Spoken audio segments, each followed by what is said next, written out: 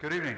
Welcome to today's Collective City Council, Collective Redevelopment Successor Agency, Collective Finance Authority regular session.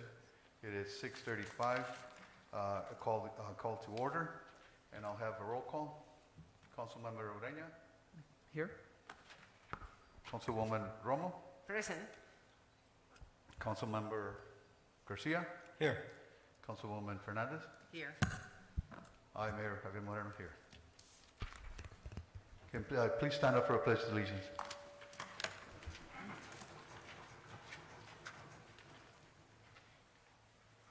Ready? Begin. I pledge allegiance to the flag of the United States of America and to the republic for which it stands, one nation, under God, indivisible, with liberty and justice for all.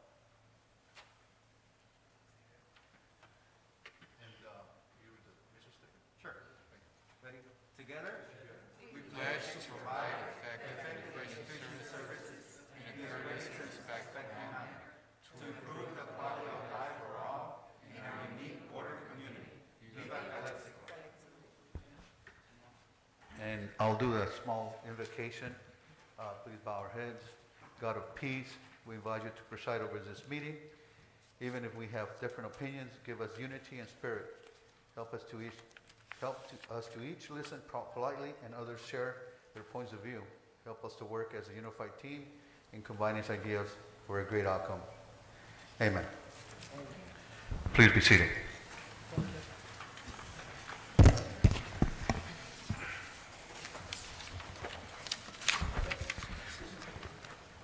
Mayor, if I may, Yes. I would like to inform the council that we have two emergency items to consider. One item, and I'll read subject lines: authorize city manager to enter into a subordination agreement with Oryx Real Estate Capital relating to the Calexico family apartment project and execute any other document reasonably necessary as determined by the city manager and city attorney to be necessary or desirable in connection therewith.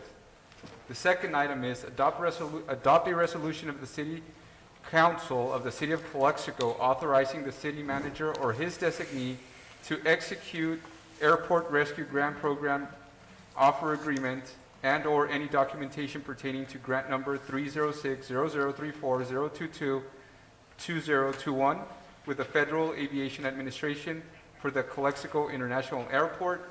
At this time, Mayor, if you would wish to consider these items to go after item number 14 on the agenda.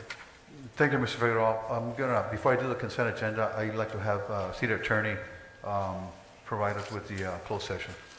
Yes, thank you, Mayor. City Council met in closed session on the two items, 1 and 2 described on today's agenda. We received direction on both those items, but no reportable actions were taken. Thank you. Thank you, Mr. Campos. So now somebody make a motion for the approval of the agenda, including those two items Mr. Figueroa just read. And just for the record, I am going to clarify that we are going to put item number 15 as adopt a resolution, and then item number 16 as the authorize the city manager to enter a subordination agreement. Correct. So I'm now entertaining a motion to approve the consent agenda with two items. A motion to approve. Okay, anybody second it? Second. Any discussion? That's just the consent agenda, right? Right. Yeah.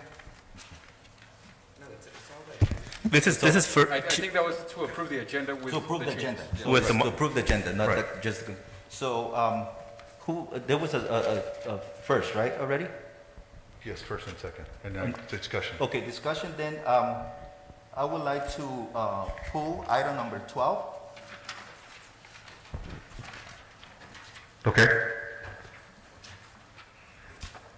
So, should we go in, if, pull and table it, actually. Okay. Thank you. What was the motion? What is the motion? He wants to pull item number 12, table the item Different motion. To pull and with the table? motion. I have Pull a and motion table. the Pull and table, I will second that motion. I have a motion to put the table and second for Mr. Ureña. No, you amended your motion, Different you had a second, Yeah, so then, yeah. go for a vote. Have to read it again. Yes, Mr. Aranya, is it clear? No, it's not clear. Where are we at? Okay, so, You had already motioned, right, to approve the agenda. Then on discussion, I actually suggested to pull and table item number 12. So now if you amend your motion, and Ms. Romo says you amend the motion, if you, that's what you should choose to do. yes. Yeah. So then we can go ahead and proceed. so it's clear? The motion was made by Councilmember Romo. Oh, okay. There you go. Si quieres enmendar tu moción. No, quieres que se quede en la agenda. Okay, I will. So if we Yes, have a right. first and a second, that we need to deal with that motion first before we take another motion. Oh, okay, I see. So we have to, Vote. we have to vote on the approval as motioned. Ms. Romo, and you seconded. Yes, okay, está bien. Is that clear, or? Yeah, it is clear. We have to go for a vote. Okay? She's not accepting my change. No, it's not, okay. So we can All right, vote on so that. it's clear now. Okay, so I'll take a vote.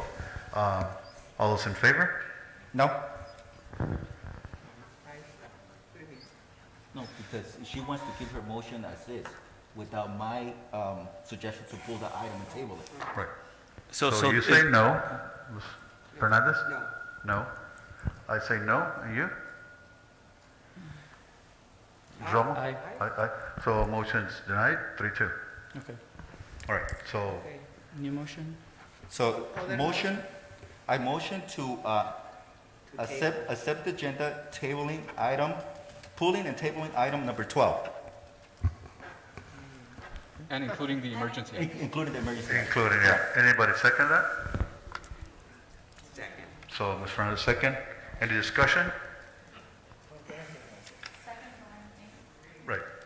No discussion, right? What is the reason? Yes, what is the reason, Camilo? No. If you This ask, is table for the number 12 or what? okay, but that's not the, you need to state your reason.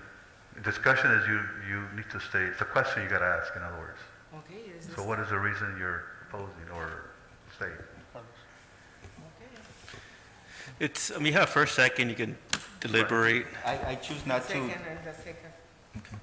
Okay, so we'll vote. Is it clear, right? I'm clear on my motion. Okay. All those in favor? Aye. Aye? No. No.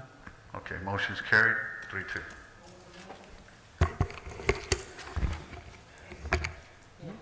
To table.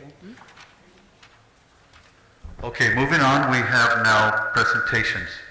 We have the presentation by Jeanette Angulo, Director in Pearl County Public Health.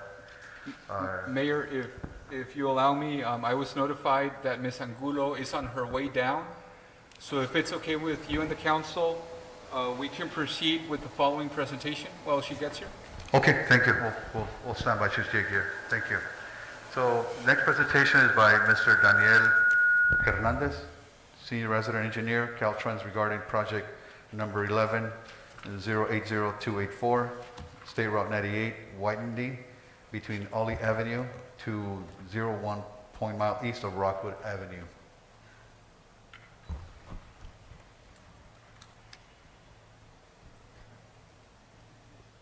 Engineer's not here. So we'll stand by for him? too? With the next one, please. Okay, thank you. We'll stand by. Now for a presentation by Jeff Katz from JK Architecture regarding the Heber Park Expansion Project Conceptual Plan. Good evening, sir, and welcome. The floor is yours. Mr. Mayor and Council, it's a pleasure to be here this evening. Happy to speak to you tonight about the progress we are making on the Heber Park project. And we have been working closely with Mr. Figueroa and city staff to come up with concepts for the park that best accommodate the available park grant funding within the program that was previously addressed with city and community members. So this evening, I'm going to present to you the design in its current state and give you a brief update on the projected schedule.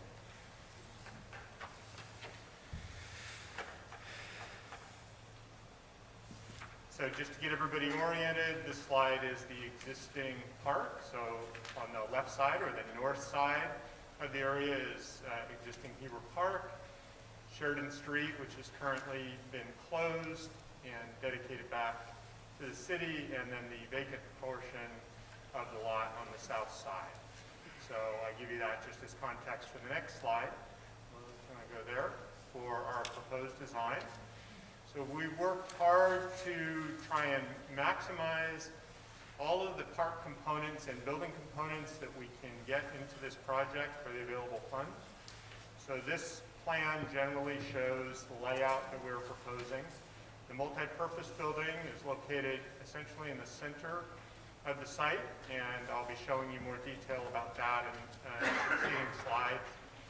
We are developing the main parking lot off of the east side of the site, coming in and creating that parking area, as well as area for covered picnic and other passive functions to the south of the building. And then we do have open field area that's being developed on the north end of the site. So the site elements are still being worked through, and a future presentation will present those in more detail. We have focused our efforts on the building and trying to maximize all of the program functions within the building that community desires. So, Lily, you want to go to the next slide? Can you go back one?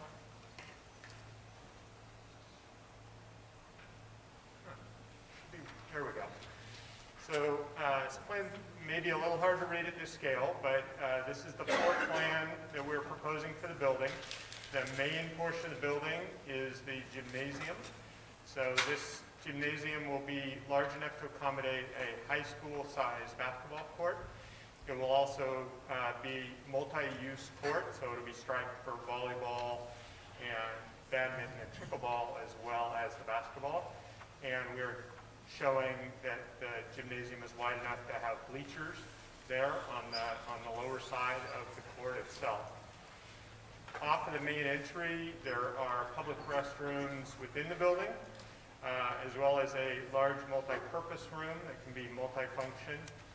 And then we do have on the lower left-hand corner of the building, there are public restrooms that will be accessible from the exterior. So you can use those restrooms for any park functions outside of the building itself. We have a manager's office just off of the lobby to control access to the functions, as well as have a view out to the court. And all of this is set up to accommodate all of the programming and storage needs for the recreation programs that are envisioned here. Go to the next slide, Lily. This slide is showing you our building design itself. So the building, the taller portion of the building that you see in the back there is the gymnasium. Again, it's been designed to be high enough to accommodate regulation volleyball and other sports. And the lower area there is the entry and the remaining building functions. We're proposing on the right-hand corner of the building there, we're gesturing an area there for public art. So that's something that we will work with the city to develop concepts for that as the project goes on. So what you see in that rendering is not what we intend to be there, but just a location for a public art component on this building. Go to the next slide.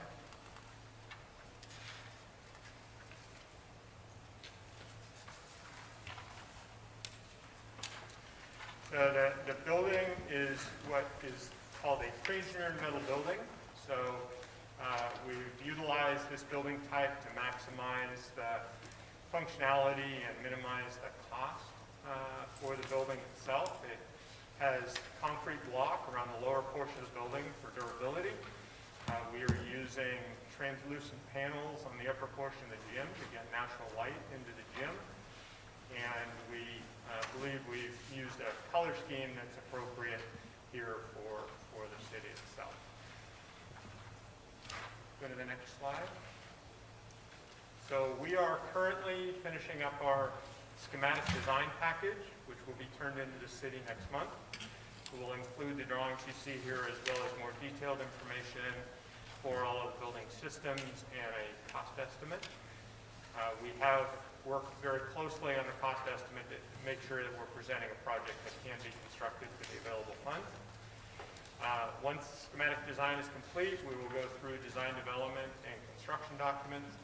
We anticipate coming back the middle of next year to council with the final construction package and request approval to go out to bid with anticipation of starting construction in fall of next year and completion in summer of 2023. Well, with that, that concludes my presentation, and we are very excited about this project and looking forward to continuing to move it forward. Thank you very much, Mr. Katz. Does anybody have any questions for me, Mr. Katz? I think it's great. Just real quick. So construction from, and again, this is a good guesstimate, 1022 to 1123. Is that completion? Or just, we can say, estimate, this is where we plan to open the doors? Is that what we're talking about? Or? Yes. August of '23, we expect to be having a ribbon cutting and utilizing the facility. Okay. So that's one, which is great. I love getting timelines and more than that, sticking to that. The other thing, Miguel, maybe this question is for you. Yes. Money, right? This is not phases. This is not what we have in money. That's what is going to cover all of this. So the grant that was secured will pay for everything that Jeff just shared with us, because that was the direction that we received. And even though there was the possibility of potentially looking at other enhancements, the direction, like Jeff mentioned, was very clear. We want a finished product because we want to deliver something. If at some point we can future enhance the project by securing additional monies, that's going to happen if we're able to accomplish that. Okay. So there is room for growth, for improvements to this project, but as we stand right now, that's the tentative day where we will have a ribbon cutting ceremony, and then also the money that we have will cover for all of this. And that includes the obligations to the project, the direction that we've given Jeff and his team. All that will be covered, yes. Thank you. Thank you, Mr. Garcia. Anybody else? Just to piggyback a little bit on what Mr. Garcia was saying, what I would like to see now that we have people coming in the lobby, at least some kind of rendering, right? So people can see this is a project, what's going on. People can see it, and then like he's alluding a project. Or maybe by that site. But so the community can see it there. We can definitely engage on the site, at City Hall, and any other public facility that we have. If we want to communicate to the people what's coming, I believe that's doable. Okay, thank you, Mr. Katz. Thank you. Yes. Thanks very much. Thank you. Thank you, Jeff. I now call Janet Angulo for the Imperial County Health Department's director regarding the impact of COVID-19 on Imperial County. Good evening, welcome. Good evening, council members, mayor, members of the public. It's a great pleasure to be here with you. I will, do you have a pointer and a slide changer? What I have for you today are some slides with recent information about our COVID-19 situation. Thank you so much. And, yeah, there we go. So what you have there is our Imperial County dashboard. This accounts for COVID-19 cases for Imperial County residents. I often get the question about, well, why do the numbers don't match with the state dashboard? And this is one of the reasons why it doesn't match. We report 27,408 cases, and if you are to go into the state's website, covid19.ca.gov, you'll see closer to 30,000 cases. And the reason that is because the state accounts for inmate population, where Imperial County does not.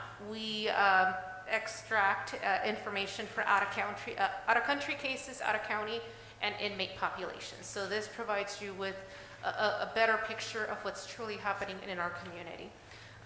So as mentioned, 27,408 positive cases and 745 deaths. If you notice, We have two huge surge events. That was May, June, July of last year, and then again October, November, December. The most cases we've reported was a little over 440 cases in a single day, and that was mid-December. What's happening lately is we've seen an increase in cases, an increase in positivity rate, and an increase in hospitalizations. Our increase in cases started happening about the first week of July, and since then it's been gradually increasing. What we have here is case rate and positivity percent. We have 7-day averages.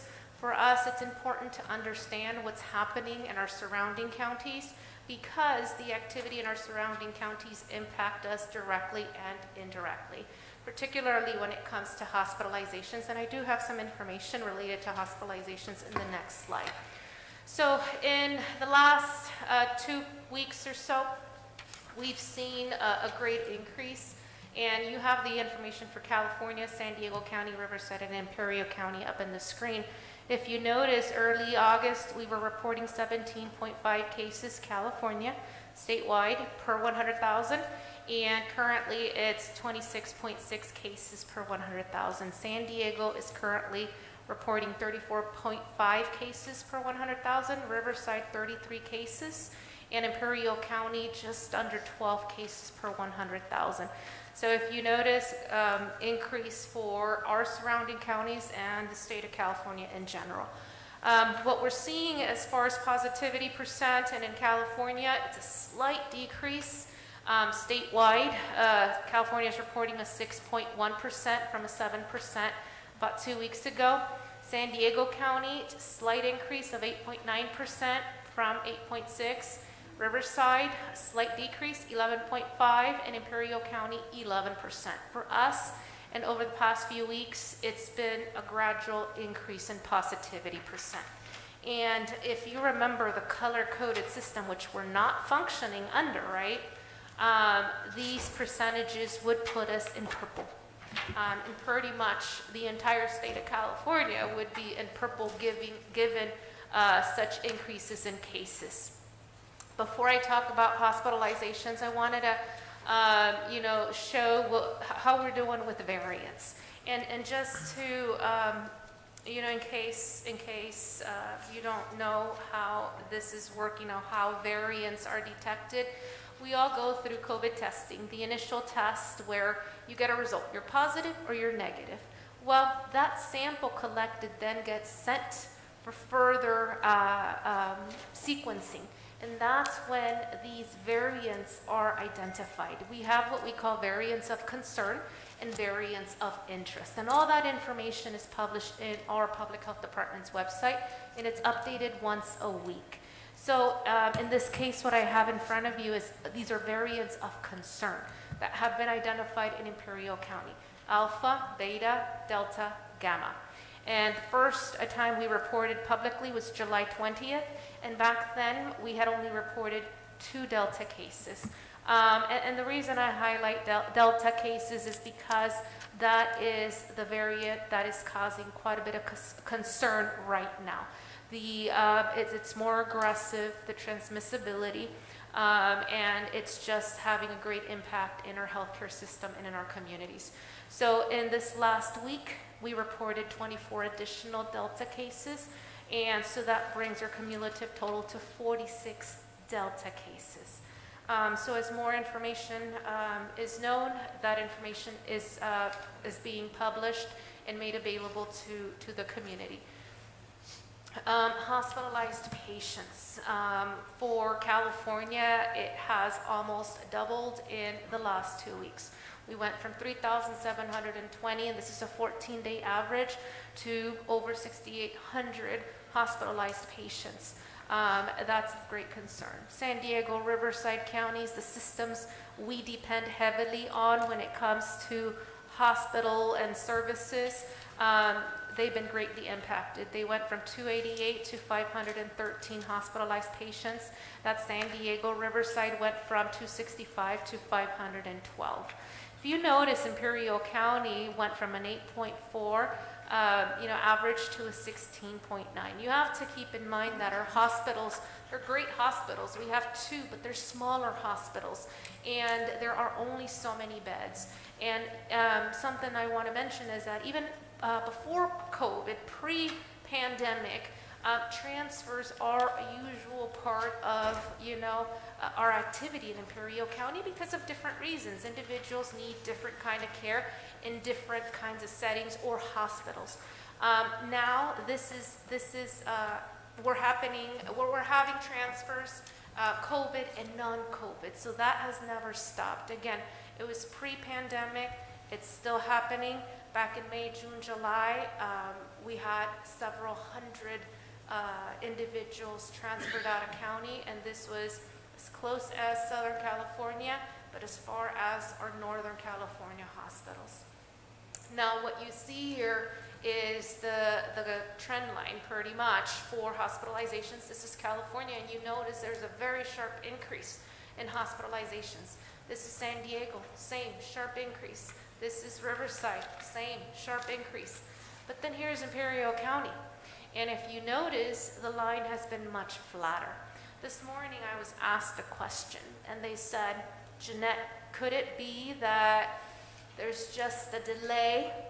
And my answer was maybe, because I don't know for sure that there is a delay. There may be a delay, but then there's also interventions that we have been implementing that more than likely have had a great impact in our community and how we're reacting to this virus.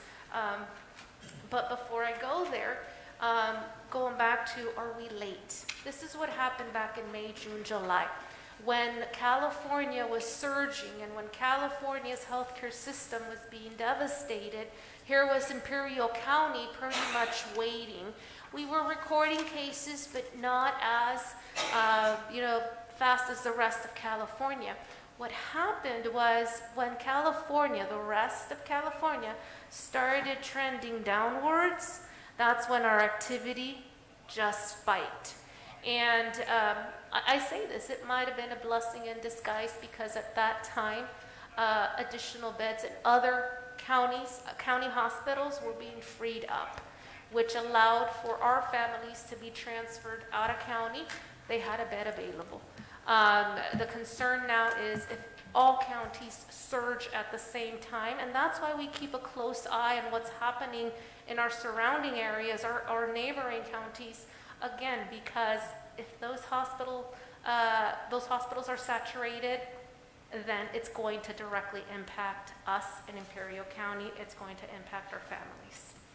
So going back to strategies and attributing to some of the flatter lines, Imperial County has done an amazing job when it comes to vaccination.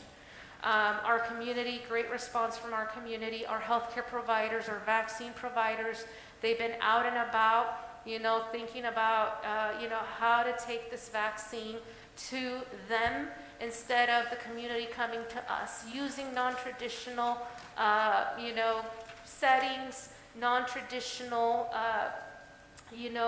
strategies to reach our community. We have individual providers who have been, at the mall. We have individual providers at schools, community centers.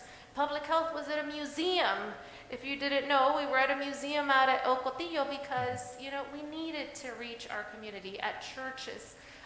Early on, we did drive-thrus, we did curbside, and when I say we, it's vaccine providers in Imperial County. And then the great support that we received from many of the partners, including the cities. So, and I didn't go over the percentages, the actual fully vaccinated percent is 70.6. That's as of Monday, and that is eligible population, 12 years and older. 88% with at least one dose. That's what we have in Imperial County, and actually we are among the top 4 performers in the state when it comes to at least one dose, and we're among the top 10 performers when it comes to fully vaccinated. So a very nice job in Imperial County. Recent changes, lots of questions about the mandate. So there are mandates, there are requirements, there are health officer orders that are issued by the state, by the local health department. The local health department and the local health officer under health and safety code have certain authority to issue orders, and more so during certain events, declarations of emergency, especially when it deals with infectious disease, communicable disease, and other disasters. That is what's happening here. We are also allowed to be more restrictive than the state, given our situation. In this case, we are more restrictive than the state. What was happening was there were certain settings that were required to utilize masks. That included healthcare settings, congregate living settings, K through 12 settings, and that was indoors. What happened here, it's more of a universal masking. Regardless of your setting, in indoors, everyone's to mask. Outdoors, no masking, but indoors, that's the requirement, unless, of course, there's an exemption. Now, something that I do want to mention about exemptions is that it needs to be a valid exemption. And so, and I'll talk a little bit about exemptions in a slide or two. We've gotten a lot of questions about masking and, how effective is masking? And, what's the science and the studies? There's actually a lot that has been learned over time. And the Centers for Disease Control and Prevention has this table which summarizes a lot of these studies and the effectiveness in reducing transmission by 77%, depending on the study, depending on the setting. And again, it just lays it out in, type of intervention, location, outcomes, etc. So I'm not going to go over these, but this is a great table to reference, and it talks about the effectiveness of mask wearing. And this is the second part to that table. The link is there, and it's again on the CDC website. As far as concerns, because we've also heard about, carbon dioxide and how healthy is that for you? Well, this is directly from the CDC, and it says wearing a mask does not raise the carbon dioxide level in the air you breathe. A cloth mask does not provide an airtight fit across the face. So the carbon dioxide completely escapes into the air through the cloth mask when you breathe or talk. So again, just talks about the safety, the effectiveness, and not only that, this talks about safety, and that's the other question we get. Well, how safe are these masks? Has that been studied? And of course, there's information out there, and that's why there are exemptions. And children under 2 should not be wearing a mask. The same with individuals with certain medical, mental health conditions, disabilities. They should not be wearing a mask, as well as those who are hearing impaired, etc. So that's where the safety piece comes in place. Now, exemptions. We've heard a lot about exemptions and misinformation, and we've heard about providers not only locally but across California, across the state, where there's conversation about providers providing exemptions even without having a valid exemption. Well, this is not coming from the local health department, not the state health department, but it's coming from the Medical Board of California that inappropriate exemptions may subject physicians to discipline. And individuals, the public, if they are aware of such information, they are encouraged to file a complaint. The website is there. So again, this is coming from the Medical Board of California because this is a serious matter. And then just sharing a little bit more about information. Get information from trusted resources or sources. That is our message to our community, because there's a lot of misinformation out. There's a lot of myth that's circulating in our community. Valid source of information: Centers for Disease Control and Prevention, California Department of Public Health, the local Imperial County Public Health Department. Look at what's out there. There's beautiful graphics. There's graphics about the Delta variant, and it talks about how much more contagious it is, much more than other variants. And then, there's graphics such as, when you're not wearing a mask, or when one person wears a mask, and when 2 people wear a mask, and how the risk starts lowering until, 2 people wear a mask. And something I do want to highlight is, Because I do see comments, or I get comments about, well, it's not 100% effective. No, it's not. Not a single intervention is 100% effective. Vaccines are not 100% effective, and that is the message that has been given all along. But if you layer all these approaches, it has a great impact in our community, and I know cities, employers have done quite a bit of, layering, and it comes when you do training, when you do alterations to the workplace, when you use face coverings, when you're vaccinated, all that together has a great impact, and it helps to lower the risk. And with vaccination, and although it's not 100% effective, it is highly, highly, highly effective, much more than other vaccines, and it greatly reduces you getting the disease or you spreading the disease. It lessens the severity, it lessens hospitalization, the risk of hospitalization. And just resources, again, from trusted sources, the CDC. That's one of them. We have, like I said, the California Department of Public Health and the local health department. I'll take any questions at this time, if there's any. I do have some questions, but I would like the rest of the council to speak first. All right, thank you, Mr. Urania. Thank you, Ms. Angulo. Thank you for the information. We thank you a lot. I know you do a lot of things for the Pearl County, and I know Mr. Figueroa continually gets updates as well. We attend those monthly meetings, but thank you on behalf of Calexico. Do you have any questions? Yeah. Well, first of all, I'm going to quote, two of the county supervisors. First, I want to thank you for such a dynamic job. Mr. Michael Kelly, Supervisor Kelly. And I think your information here, it behooves all of us. So that's Supervisor, Escobar. So, but thank you for your leadership. Thank you for your team, the work that you and your team has done, throughout this pandemic. And we still continue to, get it and receive your information. I think it has been a lifesaver, literally.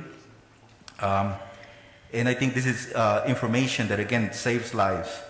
It is really happy to see that in Pearl County, it's at the top, one of the top counties in people that have been vaccinated. Just, passed by a few more counties, 3 or 4 counties from what I was reading this morning. So that's great. So kudos to that. My question also is, if you can elaborate or just share with us something that came out today regarding the booster shot, for different, populations. So if you have some information on that, I would really appreciate it if you can share it with us. Absolutely. There are 2 things going on. There's a 3rd shot that is being recommended for those that are immunocompromised. There's that. And then there's a booster shot that is being talked about. And that booster shot, and I'm sure you heard about 8 months after, receiving that booster shot. Well, there's a lot of conversation about that, specific details about how that's going to roll out. Local health departments, at least in California, we don't have, but we are in conversations actually earlier today with the state of California. All counties were actually talking about, the booster shot, what's coming ahead, how we're going to operationalize that. But again, there's 2 different things. There's the 3rd shot for immunocompromised, and then there's the booster shot. Something else that's happening at the same time, it's vaccination for the younger children. That's what's currently being studied, and we hope, we don't have an exact date, but this is, FDA needs to go through all those authorizations, the committees, the reviews, and then it makes it down to states and counties. But the hope is that in the next month or 2, we have a lot more information about vaccination for those 11 and under, which again, will be very helpful for us to help slow the spread in our community. Yeah. And one last thing. Can we ask the governor maybe for a prize, because he was offering money, for people to get vaccinated. Not with this high percentage. Hopefully we can get $1 million. Supervisor Escobar, can you maybe speak on that? No, but lobby for us, some sort of recognition, but again, thank you for such an excellent job. He has a printing machine in his office, don't you?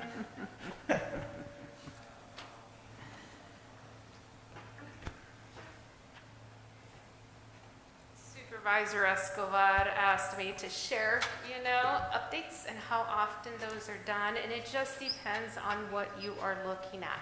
So there was a point in time, the local public health department dashboard, the black one, that was being updated on a daily basis. However, because of limitations, and it comes back to staff, and it also comes down to the activity that we were seeing, it just slowed it down so much back in June that our rates weren't changing as much. So we went to updating our local dashboard once a week, and then decided to move that to twice a week. So our local dashboard is being updated Tuesdays and Thursdays.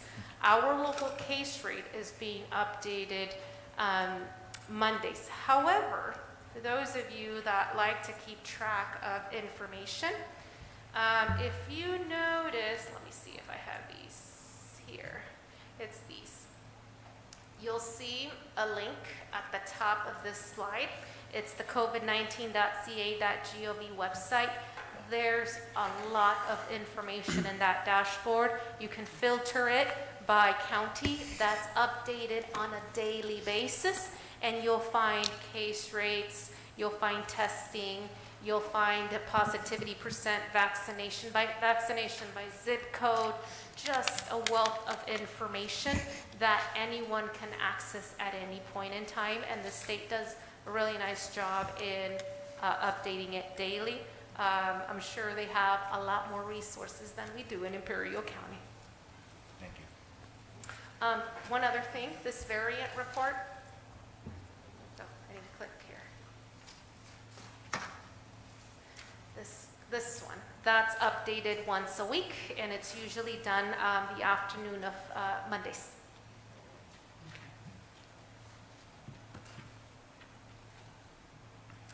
Are there any other questions for me? I don't have it. I do Thank you. have a Yeah, question, Judge? pertaining to Johnson & Johnson. I know that everybody's kind of concerned about that vaccine. So the people that took Johnson & Johnson, what do you think they're going to do? Are they going to do a booster, or how are they planning to Yes. handle that? That's a great question, and thank you for bringing it up, because what they're looking at for the third shot is for Pfizer and Moderna, and the booster shot for Pfizer and Moderna. Johnson & Johnson, they are looking at that and determining, how that's going to roll out. As far as efficacy, all three vaccines have proven to be very effective, and it's just a matter of waiting, because again, all of this is going through trials, being studied, information being presented, and then decisions being made so that it's safe for all of us to, receive that booster or that third dose if we need it. And thank you so much for all your work. Thank you. You're welcome. Thank Mr. Araya? Yeah. I wanted to go ahead and continue the conversation that we had started at the Board of Supervisors pertaining to vaccination rates and the floating population that we have not only in Calexico but in other cities like El Centro and Hopeville. And I want to bring up this question not to overshadow the great work that has been done by the Imperial County Public Health Department. If anything, any way that you slice it, even if what I'm about to say is true or viable, it's still a great achievement that we're even able to keep up with the rest of the state in the vaccination rates. However, I have to bring up my doubts on the inflation of those vaccination rates based on our floating population. And so I'm going to go ahead and ask that question. But just to clarify, this question is not meant to berate anyone or question anybody's work, but it's more so to be critical and realistic about the real work that we still have ahead. So I'm looking at the vaccination rates, and I, at the Board of Supervisors, I requested that you give me the information on what population figure we use to calculate the vaccination rates. You replied with the tableau from the state that I have in front of me, and for Calexico, it says that the 12 plus population that we use is 32,449. According to, I did my estimates because that's a 12 plus population. The census gives you under 5 and over 8. I went ahead and make the estimate. That's consistent with the census figure. That's very concerning because the census is a big undercount of the big floating population. And another clue or another suspicion that I have is if you look at that tableau, it says 100% of Calexico has gotten at least one dose vaccination. You go from south to north. Hopeville 70, the two zip codes in El Centro 70, and as you start to go up to Imperial, you have a big drop, 58%. You reach Calipat, you're already at 39%. So you go from 100 to 70 to 39, correlating with where the floating population is. I'm not fully satisfied that the vaccination rate that you're using has been adjusted to the great, immense floating population that we have here in Imperial County. And I say this because the South Bay in San Diego also had the same problem. Nora Vargas was out there, and I respect her and I love her, but she was out there, you know, having her back about the great work that the South Bay has been doing. They also have a floating population. But their floating population doesn't overshadow the millions in San Diego. Here, the floating population in Mexicali, you know, way overshadows the Imperial County. So how can you make me feel better about that estimate? Absolutely, absolutely. And for those of you that have known me for years, I started in public health and the immunization program. And I'll just tell you this, it's related to what you're sharing right now. There was a time where the state, using the counts, would send us, you know, enough vaccine in their eyes for a certain percent of children, right? And when we would say, we're done, and we still have so many more thousand of children to go, you need to send me more vaccine. And their response was, not necessarily with these exact words, but, Jeanette, what are you doing with the vaccine? Well, we're administering it. So our dynamics definitely play a role. Our border community, we do understand that we have a population, U.S. citizens. We have those with MICAs, what we call MICAs, the legal resident cards. We have those with tourist visas, which for many months right now, they haven't been able to cross unless it's for medical reasons or very specific reasons, including school. But a very small percent of the population. So what's been happening is, yes, absolutely, we have individuals come in who are, again, U.S. citizens, legal residents, who may have an address on this side of the border, but may also live on that other side of the border. Or we may have individuals that live on that other side of the border, but work, go to school on this side of the border. So absolutely. Is it a true count for Calexico? It may be that individuals are using a Calexico address, absolutely.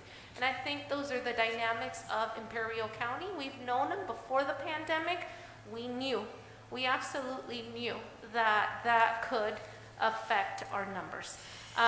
So absolutely, it's a valid question. We've been looking at it. We've been talking to the state about it, and we understand that in some cases, like we understood years ago with the immunization program, that although the number said 5,000, Imperial was going to need 7,000 doses because of our local border dynamics. So absolutely. Will we reach probably 105% if everybody gets vaccinated? More than likely. Got it. Excellent. That answers my question, and it even goes further because those conversations do need to happen with the state. Obviously, you know, we remember the initial phases of the vaccination phase. We definitely got little vaccines per population, and then definitely that floating population was not taken into account. Just another brief comment on where this question leads me. Because of the good news of the high vaccination rates, the role of the nonprofits, and in my eyes, two that I can identify is Comité Cívico, Imperial Valley Equity and Justice, the LGBT Center. They've been working very, very hard to make sure that we reach people who don't have cars, people who are low income, people who are rural residents. It's beautiful to see, but at the same time concerning because this is the type of collaboration that at face value we might say, well, that's excellent, but at another stage, I remember when Imperial County Public Health Department was first making its vaccine drive-throughs, it wasn't in that equity lens, and the initial vaccination results that had more affluent people getting the first vaccines and people with car access getting that first vaccines played that out. I'm very happy to see that the tone has changed, that the nonprofits are in there, that they're working collaboratively with the county, and from here on, I expect that to stay that way. But I wanted to share with this council is that those nonprofits that are being celebrated at a statewide level right now were born out of the COVID committee that the city of Calexico had established, specifically Imperial Valley Equity and Justice. So what is being celebrated at a statewide level that came out of the city of Calexico, we decided to kill, and we really killed something that we should have been proud of. So in hindsight, hindsight is 2020. Moving forward, I hope we can better embrace democratic, citizen-led participation that has borne good results in other areas moving forward. Thank you, Jeanette. Thank you, and just a comment, it was a collective effort. It was a true collective effort where agencies came together, our hospitals, our local healthcare providers, our pharmacies, our nonprofits, the non-clinical providers. We had cities, public works, just so many people, like I said, clinical, non-clinical, yes, the nonprofits, different kinds of nonprofits partnering up, divvying up, and making sure that the vaccine was making it to every corner of our community. And for that, we are very, very thankful because public health could have not done it by, ourselves. So thank you for all the support granted. Thank you, Ms. Angulo.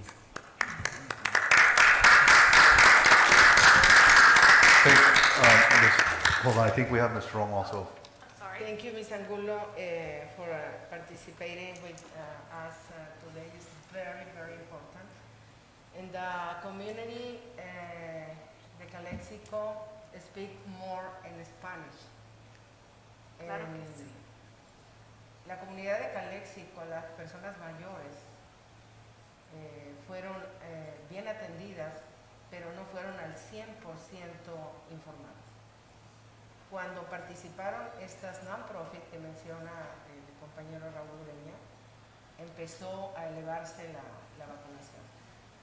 Lo que acaba de decir también el compañero Camilo sobre qué es lo que me preocupa mucho, la booster vaccine, es algo que nos está preocupando porque están subiendo los números y aquí Calexico, como usted sabe, pasa gente diariamente.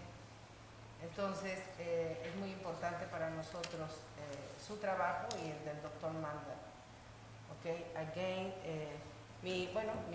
la pregunta que tenía para usted ya fue contestada, pero thank you very much, I appreciate it, your job y de señor Mande, doctor Mande, y también de nuestro supervisor Escobar, que aquí está al tanto en cada junta. Thank you so much. Okay? Gracias a usted, y una servidora también habla español. Yo y sé. por lo tanto es importante para nuestro condado, para nuestra región, porque sí, es importantísimo ese mensaje, es de suma importancia la colaboración, porque los mensajes deben de llegar de diferentes maneras, de diferentes organizaciones, y estoy de acuerdo, han hecho un excelente trabajo. Tenemos un comité donde se reúne frecuentemente, donde se habla sobre estrategias, sobre los diferentes mensajes, y ya cada quien tiene tarea y sí regresa a sus jurisdicciones, a sus ciudades, y ya cada quien desempeña un rol muy importante. Así es de que ese trabajo en colaboración, ese trabajo colectivo nos ha llevado a estar mucho mejor, a un lugar mucho mejor que el año pasado. Sí. Así es de que seguiremos aquí y si hay preguntas, estamos a su disposición por correo electrónico o por teléfono. La voy a seguir en sus acostumbrados informes que da, que nos invita a participar. Gracias por el tiempo, porque veo que lo hace en español y lo hace en inglés. No ocupa intérpretes. Thank you so much. Excelente. You're welcome. Thank you. You're welcome. Thank Muchas you. gracias. Thank you, Ms. Romo. Thank you. Okay, we're at the announcement section. These proceedings may be viewed on the City of Calexico website at www.calexicoca.gov the Friday following the City Council meeting. Community office hours with Mayor Moreno will be held by appointment. Please contact the City Clerk's office at 760-768-2102 to schedule an appointment. Thank you, Ms. Garcia, for doing all the hard work. I know we do meet with people during the week, and the doors are open, so I do have, I have seen some people in the past week since the last time we met. Mr. Mayor, I do have a question on public comments and specifically Okay. for yourself and for council. Since we pulled item number 12, and I saw that we had a lot of public comments, I don't know if they were all for 12 or some of them were just general. Now that it's been pulled, are those people still invited to speak generally now that it's not on the agenda? How does that work? Yeah, since the item's been pulled, obviously that item's no longer in the agenda, so we wouldn't take public comment on that item. Obviously, there's a general public comment section. People could make general comments on items not on the agenda. So should those people still be invited to give an off-agenda general public comment? They have the opportunity, to make comment. I mean, anybody can make comment on non-agenda items, so that's always an option. Okay. I'm not sure, if they're in person, obviously they could just, there's a card here. Folks that submitted them online beforehand, we would just hold those comments over, I imagine, to the next meeting. Got it. Okay, So- sounds good. So we're not accepting public comments on. Well, items it's not on the agenda, Right. so we take comments on agenda items. Obviously, the public has the ability to make, public comments on items not on the agenda, so that's always an option for individuals. Okay, thank you. Sounds good. And if we do have comments on that, what we've done before, we'll just hold them over, Gabby will, until the next meeting. Yes, thank you. So public comment sections and public appearances. Note, not to exceed 3 minutes. This is the time for the public to address the City Council on any item not appearing on the agenda that is within the subject matter of jurisdiction of the City Council. However, if the item you wish to comment on is a consent item, please comment now. During the current state of emergency, public comments will be received in the following ways. Number 1, in-person comments. The mayor will recognize you, and when you come to the microphone, please state your name and place of residence for the record. While members of the public are encouraged to participate, it is unlawful to disturb or delay the council meetings with personal or slanderous remarks. Number 2, submit public comments via email by 2 p.m. on Wednesday, August the 18th, 2021, to our city clerk at gggarcia@calexicoca.gov or via fax to 760-768-2103. Any comments received during or after the meeting will be distributed to the City Council and retained for the official record. The City Council is prohibited by state law from taking action or discussing items not included on the printed agenda. So now, moving forward, I do have, again, some public comments. Since we're pulling the items on number 12, we're going to delete those. We're going to hold those on. We do have some public comments. I have 5 in general public comments, and I have 2 specifically on public comments on item number 13. So moving forward, I'm going to call the persons to come forward. We're going to have Mr. Luis Casillas.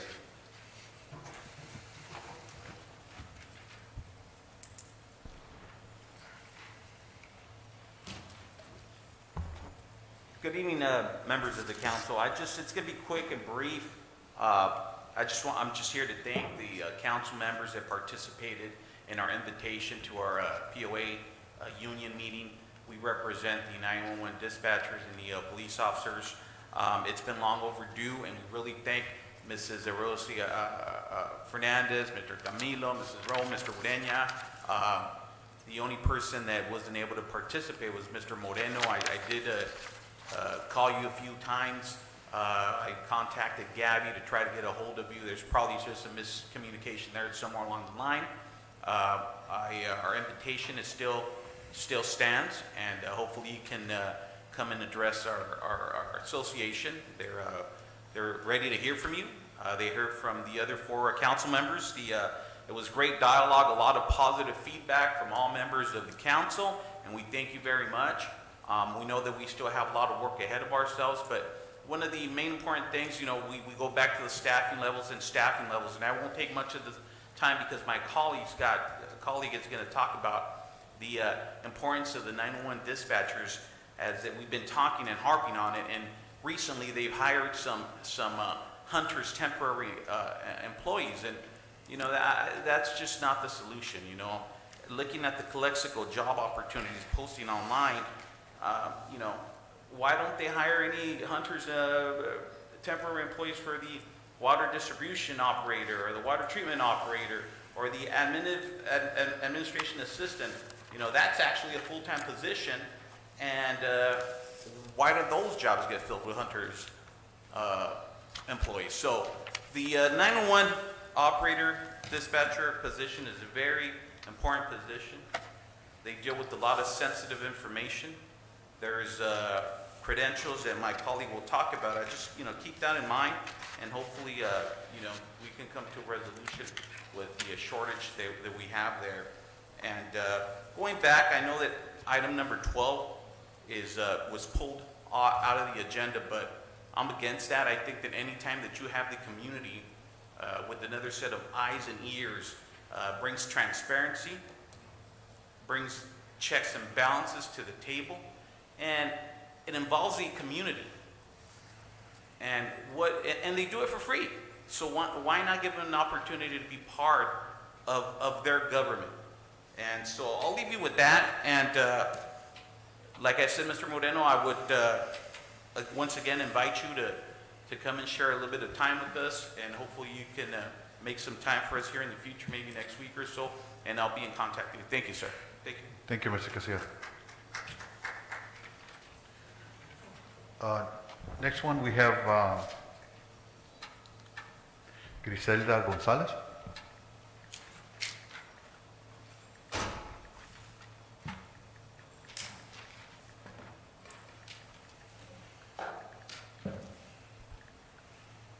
Good evening, City Council members. If you recall, during the last meeting, I expressed the need for dispatchers and requested positions to be open to the public continuously until filled. Apparently, there was some misunderstanding or lack of importance or interest because the city once again hired temporary employees from the Hunters Employment Agency, from which the city has an existing contract. 2 Hunter employees will aid as a temporary band-aid until 1,000 hours expire, equivalent to 3 months of employment. No other city in California hires first responders via employment agencies. Why is the city of Calexico doing so? When it is illegal, it's a liability and it's a waste of time. Our communication center receives and transmits sensitive information. Therefore, making sure we are fully staffed with full-time personnel should be a priority. A dispatcher hiring process consists of a full extended background check, including a medical exam and a live scan. When hiring from hunters, the employee only gets live scanned and no background checks is ever completed. Why is the city allowing a hunter employee inside our communication center, overlooking the background check? Dispatchers, as first responders, attend a 3-week academy certified by California Post. Every 2 years, we are mandated to complete 24 hours training certified by California Post. We are mandated to take Department of Justice full access testings in order to run information in a California and nationwide law enforcement database. Hunters employees do not have access to the database and do not have these certifications. Employing hunters to act as temporary dispatchers is a liability to the city and a risk to the community. Our community deserves professional and certified employees to provide efficient services. We feel our profession as dispatchers is unvalued when personnel is hired in this manner. It's a slap in the face to us. If the city of Calexico needed a new city manager or a firefighter or other positions to be filled to efficiently operate a department, would Hunter's employees also be hired? Or is the police department the only department in the city that has to fill vacancies via Hunters?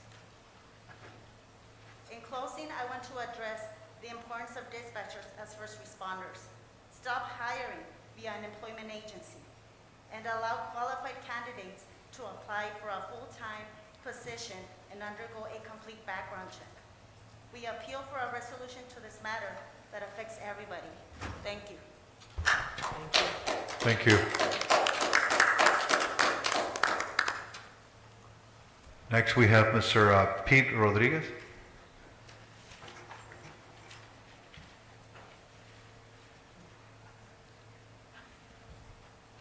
Good evening, council, members of the audience. I'm here to discuss what really is kind of inappropriate, and I know Mr. Rivera Gonzales, ID director, is here. He's always making comments about the ID and things he's done. I find it kind of hard that they're truthful when he's been asleep the last two meetings. It's pretty obvious on live stream that he was asleep in July. It was pretty obvious he was asleep in August before closed session, 8:30 in the morning. And I find it difficult when it comes to make presentations to the council and tells you all these great, wonderful things. How does he get all this knowledge when he's known to be asleep? And recently, what really bothered me was a comment he made about his own training that he took for sexual harassment, which was Tuesday. Another sexual harassment and discrimination training. I've done graduate research, these are his words, and studies on the matter, but regardless of the training being very cautious, it doesn't mean you from accusations. We all know the history behind him and that in the city of Calexico. It's unfortunate that someone, despite actions taken to corrective action taken, that he doesn't learn after all these years. We had a discussion in COVID recently, just a few minutes ago. We all need to be together on the same page. It's unfortunate that some people take training that's serious. I know you guys taking that training. It's very serious, and I wish this individual would be serious in his elected position when he makes presentations to an honorable council like yourselves. Thank you. Thank you, Mr. Rodriguez.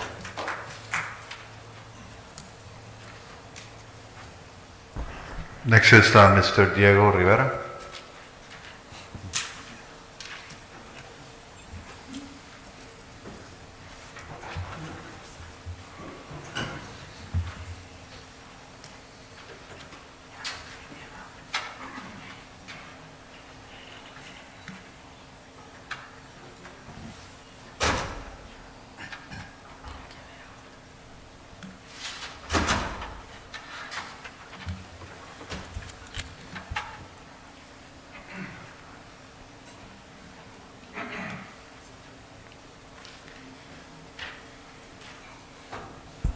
Good afternoon, City Council members. My name is Diego Rivera, Valencia. I'm here to represent Mini Metropolis Production Studios. I'm owner, producer. Some time ago, I came and asked the City Council on land out there in Calexico. It's apparent, it seems like it doesn't belong to city. I believe it does. I went as far as the assessors and county clerks, and we spent like 2 hours on it. And it shows Calexico as lead agency. And I'm trying to get that lead agency signed so I can go ahead and begin work. It's gonna take about a year to get started, but the top part of the actual property can be worked on immediately. I have worked with different people in City Hall, and apparently some believe it doesn't belong to the city, some believe it does, and I have paperwork that shows the city is involved on that land. I worked too hard for this, and trying to move forward, not move backwards. Asking the city council, see if they can help with something about, something of that. Other than that, we're working pretty hard and actually involving ourselves, and we're now just waiting on the signature of the city so that we can move forward. Thank you. Thank you, Mr. Rivera. Okay, thank you.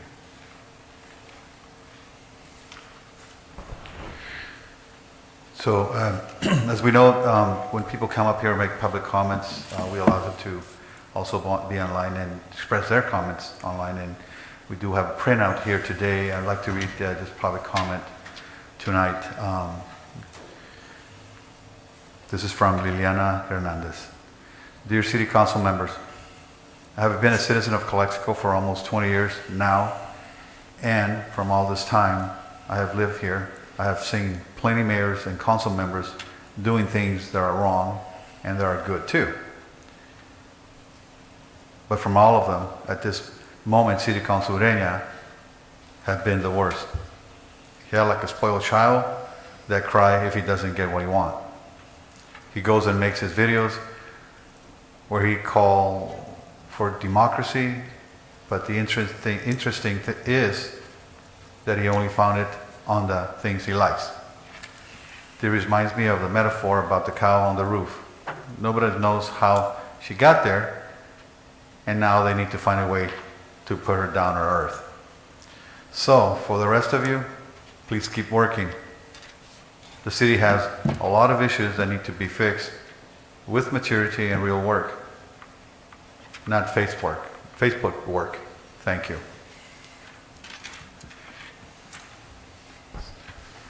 Now we're moving on to public comments on item number 13, and we are calling Christine Webb. No. Yeah, at this time it's public comments for general public comments and comments on consent items. Item number 13 is on an item that's in the discussion and potential item. So we'll hear it at that point in time. Thank you. I stand corrected. Thank you. Correct. Sorry about that. So now we're moving on to the city manager report. Yes, Mayor, members of the City Council, I want to bring up Chief Gerardo to discuss and give us an update on the graffiti abatement program, which was a request by City Council. Chief, I know that was your plan, right, to come up and speak on that? Yeah. Perfect time. Yeah, perfect time. I figured I would clean the microphone for the next speaker. Well, good evening, Honorable City Council, ladies and gentlemen. In the audience, finally, we got some people here and out there in the internet world. I just want to give you guys an update or you all an update that we will be hopefully within the next month and a half. We're just gauging ourselves on the weather. We were going to do a graffiti cleanup. And when the weather got a little bit, actually COVID put a stop to it, and then now the weather's getting better. We have to gauge ourselves to make sure that this Delta variant is not, it's not too high. If it continues going on a downward spiral like it is kind of stabilizing, we will have a graffiti cleanup that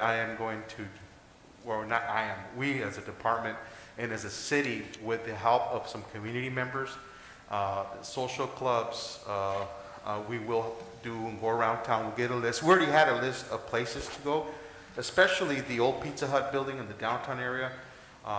Really bad eyesore in some of the neighborhoods around the city. Sergeant Legaspi is the one that is usually in charge of that, because he has this great communication skills with some of the companies like Lowe's, Home Depot that donate paint to us. So what they do is we get paint like in white, like an off-white, of tan, gray, and, you know, another brown color. Miss Falomini's crew also had volunteered.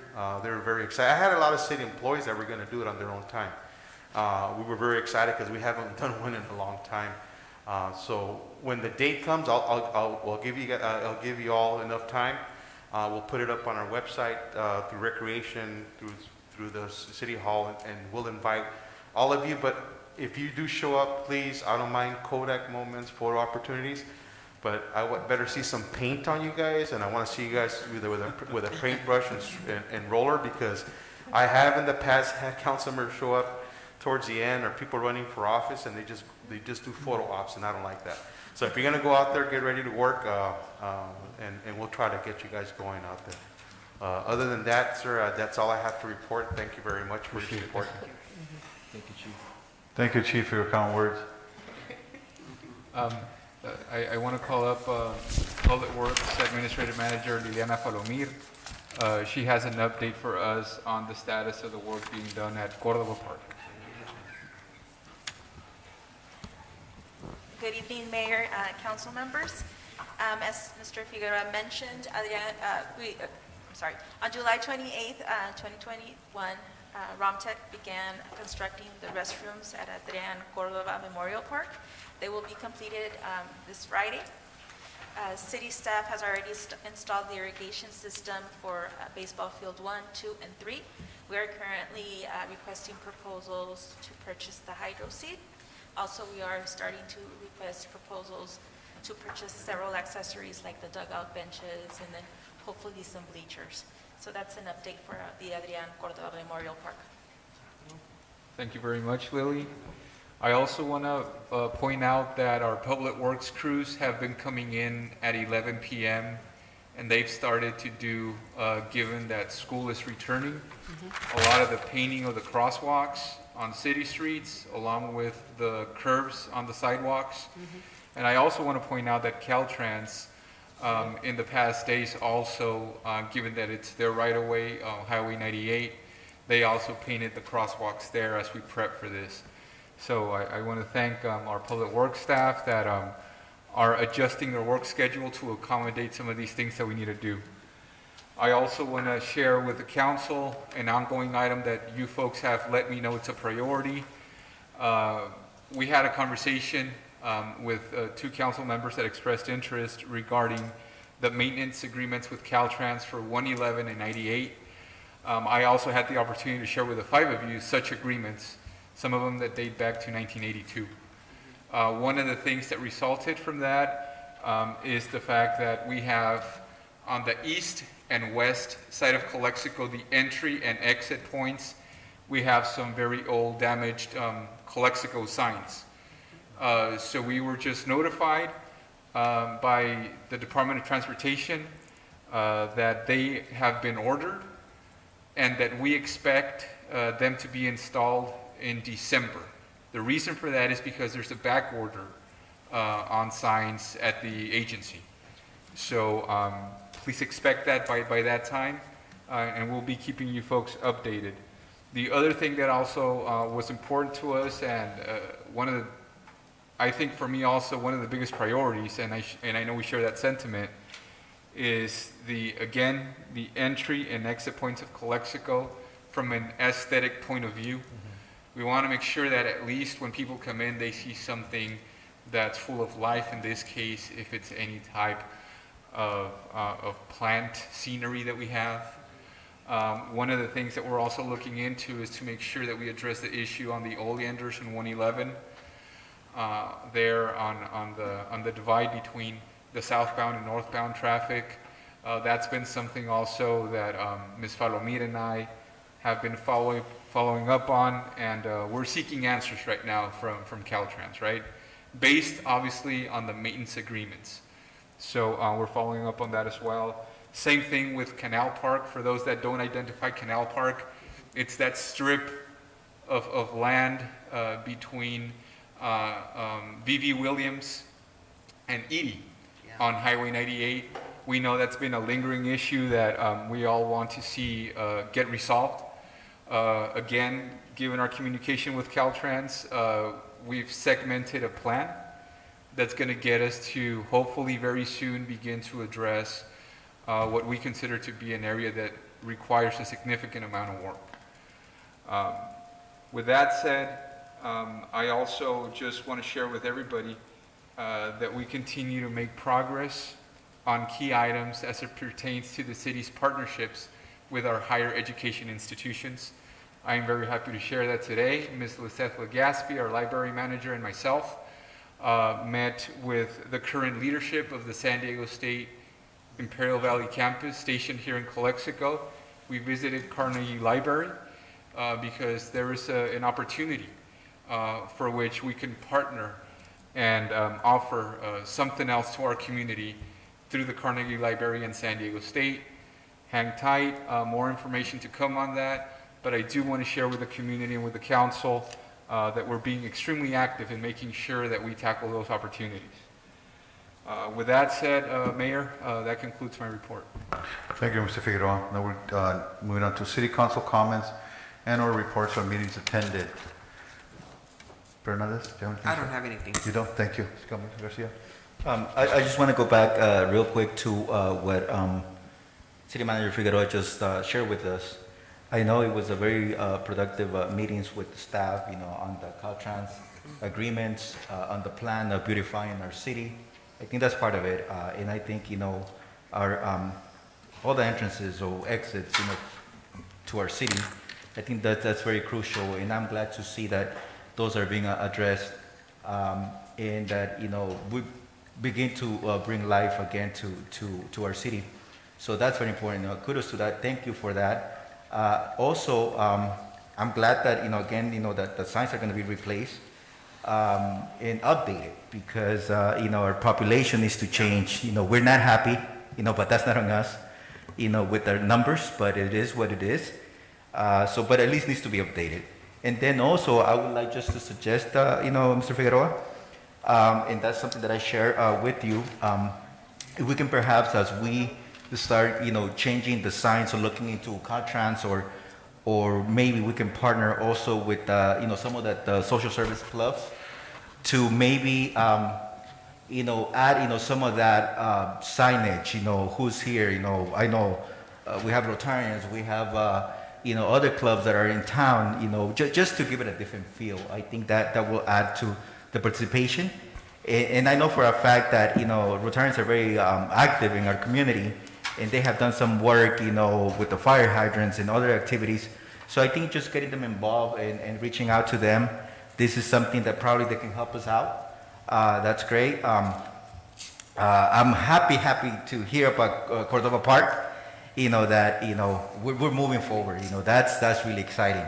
Then also, I don't want to forget. And I know probably, we have our rec, department manager here, but thank you for the event also that you held, last week, I don't know, Splash, my apologies, for the title, but I know that was a great event for our young ones in Calexico, for our community in Calexico, not just young people, children, but it was a good event.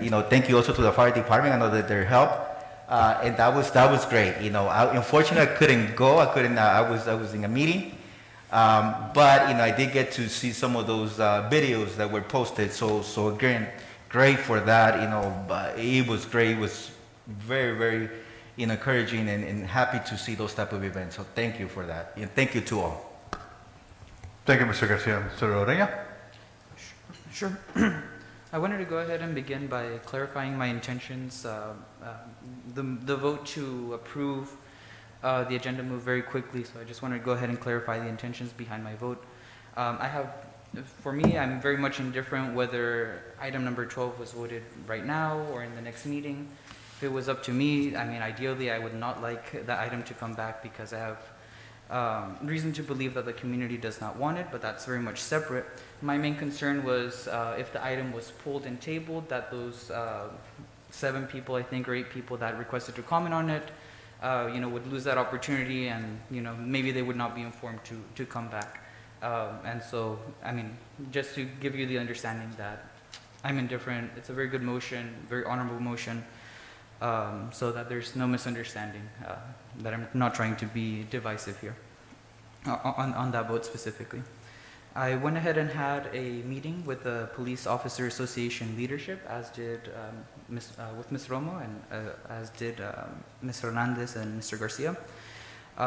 There was one actionable item that I will go ahead and propose in future agenda items so that we can consider it. One of the actionable items that came out of that meeting that the operators expressed is that as the budget is written right now, the police department is funding, at least from what they said, the police department is funding most, if not all, of the operator services, which also takes calls from the fire department. They expressed that we should have a budget amendment, if possible, so that that liability for the operators is funded 50-50 from the fire department and 50-50 from the police department. I think it's a great idea, but in the context that both of those departments are short-staffed, underfunded, and have their own challenges, we have to consider that with caution, but it's definitely a good idea. And, you know, at the end of the day, I expressed to them that the ultimate responsibility here, or the ultimate reality is that every single department in this city has a lot of needs. And that ultimate responsibility for legislatively encouraging economic development, or just, you know, administratively, it comes back to us. It doesn't even come back to Miguel. Miguel, you know, year after year has shown great stewardship of the finances of the city to keep us on track with our budgetary goals. But I would like to see the city council itself, in its legislative powers, go ahead and make actions that actively encourage that economic development that we so desperately need to fund all these departments, to get ready for the recovery, etc. And those are conversations, obviously, that are extensive and that we are having in a very healthy manner. The second one has to do with Zoom meeting access. I have brought this item up ever since the campaign trail, ever since the last council. According to the governor's executive order, we are supposed to have access to public participation remotely. And at least in my interpretation, the written email access is not sufficient. First of all, we have a lot of people who can't read and write, much less in English. We have a big senior population that can't write emails or knows how to send emails. I think the discontinuation of Zoom is very detrimental to the access to democracy here on the City Council. I can personally say, just for this meeting alone on the topic of the Police Commission, there were 4 members of the community, 2 of them from the west side of Calexico, who said, I want to participate, but I can't because there's no more Zoom and I don't have a car. And that's just the reality here in this community that we have to be sensitive to. And there might be a legal matter there, because if I remember correctly, on the last council, what got us using Zoom was the fact that, independently of me, an ACLU attorney sent a letter to the City Council with I believe it was with a Brown Act concern that we were not giving sufficient, that written comments were not sufficient access to satisfy the governor's order. So we definitely want to visit that cautiously, if not on the legal side, definitely just because we know our community needs it. Now, what I had brought up when we were inaugurated is that switching to Zoom could actually save us somewhere around, I think the contract, how much do we pay for community spectrum? Was it like 100K, 130? It varies based on the length of the meetings. The base contract? Oh, length of the meetings? Yes. Okay. Typically, what are we paying per year? Well, there's a standard fee for up to X amount of hours, and then after that, that number increases with the additional hours that we accrue. So it's it varies significantly just because of that element. But if certainly if that's something, an analysis that you request for us to do, we can definitely follow up on that. Sure, of course, and I would definitely like to see that in future agenda items. I'll bring it back up, because ideally what I'd like to see is to, you know, like pretty much every other board, discontinue community spectrum so we can save that money, be like the city of El Centro, they just use Zoom. That brings us,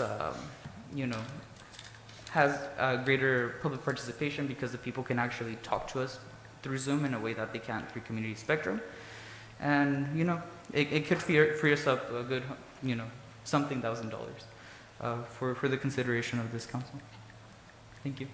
Thank you, Mr. Raya. Mrs. Romo? Thank you. Thank you, Mayor. Okay, first, it was an honor to have met with the Police Officers Association yesterday. I am taking to heart each and every one of the concerns that were discussed by the association. And I am planning to bring resolution to those concerns in unison with the chief of the police, city manager, and my city council colleagues.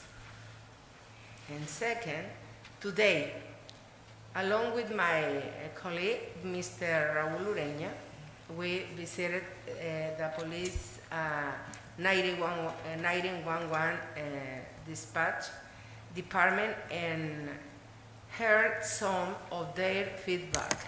After this visitation and seeing the work that they accomplished, I would like to express my admiration for the service that they have done passionately, especially during the pandemic. They have been heroic and pillars and to our community of Calexico. At all times, they are the first point of contact with the police and fire department, and daily are dealing with the human distress. With their full commitment and passion, they have been the initial point of rescue for the lives of all people in our community. In California, National Public Safe Telecommunicators Week is held annually the second week of April to honor telecommunicators' personnel for commitment, service, and sacrifice. I would like to request the City Council, in unison with the Police Department and Fire Department, work together to establish an annual honoring of all 911 dispatcher public telecommunicators, as is done in most other cities in our state of California. Todo mi honor para los que me están escuchando en español, a las personas que no vemos, que cuando tenemos una emergencia, como yo la he tenido, y algunos de nosotros también, ellas están, y ellos, porque también hay hombres, más mujeres que hombres, por cierto, están ahí para escucharnos y para trabajar en cuestión de segundos para poder salvar la vida de una persona. Yo quiero llamar, por favor, al señor Figueroa que ponga atención en los dos departamentos que usted tiene, el departamento de policía y el departamento de bomberos. Son igualmente responsables de esta área, señor, no nada más la policía.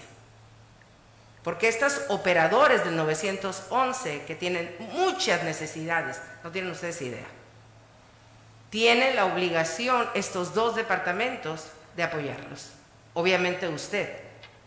Entonces, he sabido que solamente el departamento de policía está apoyando a estos operadores.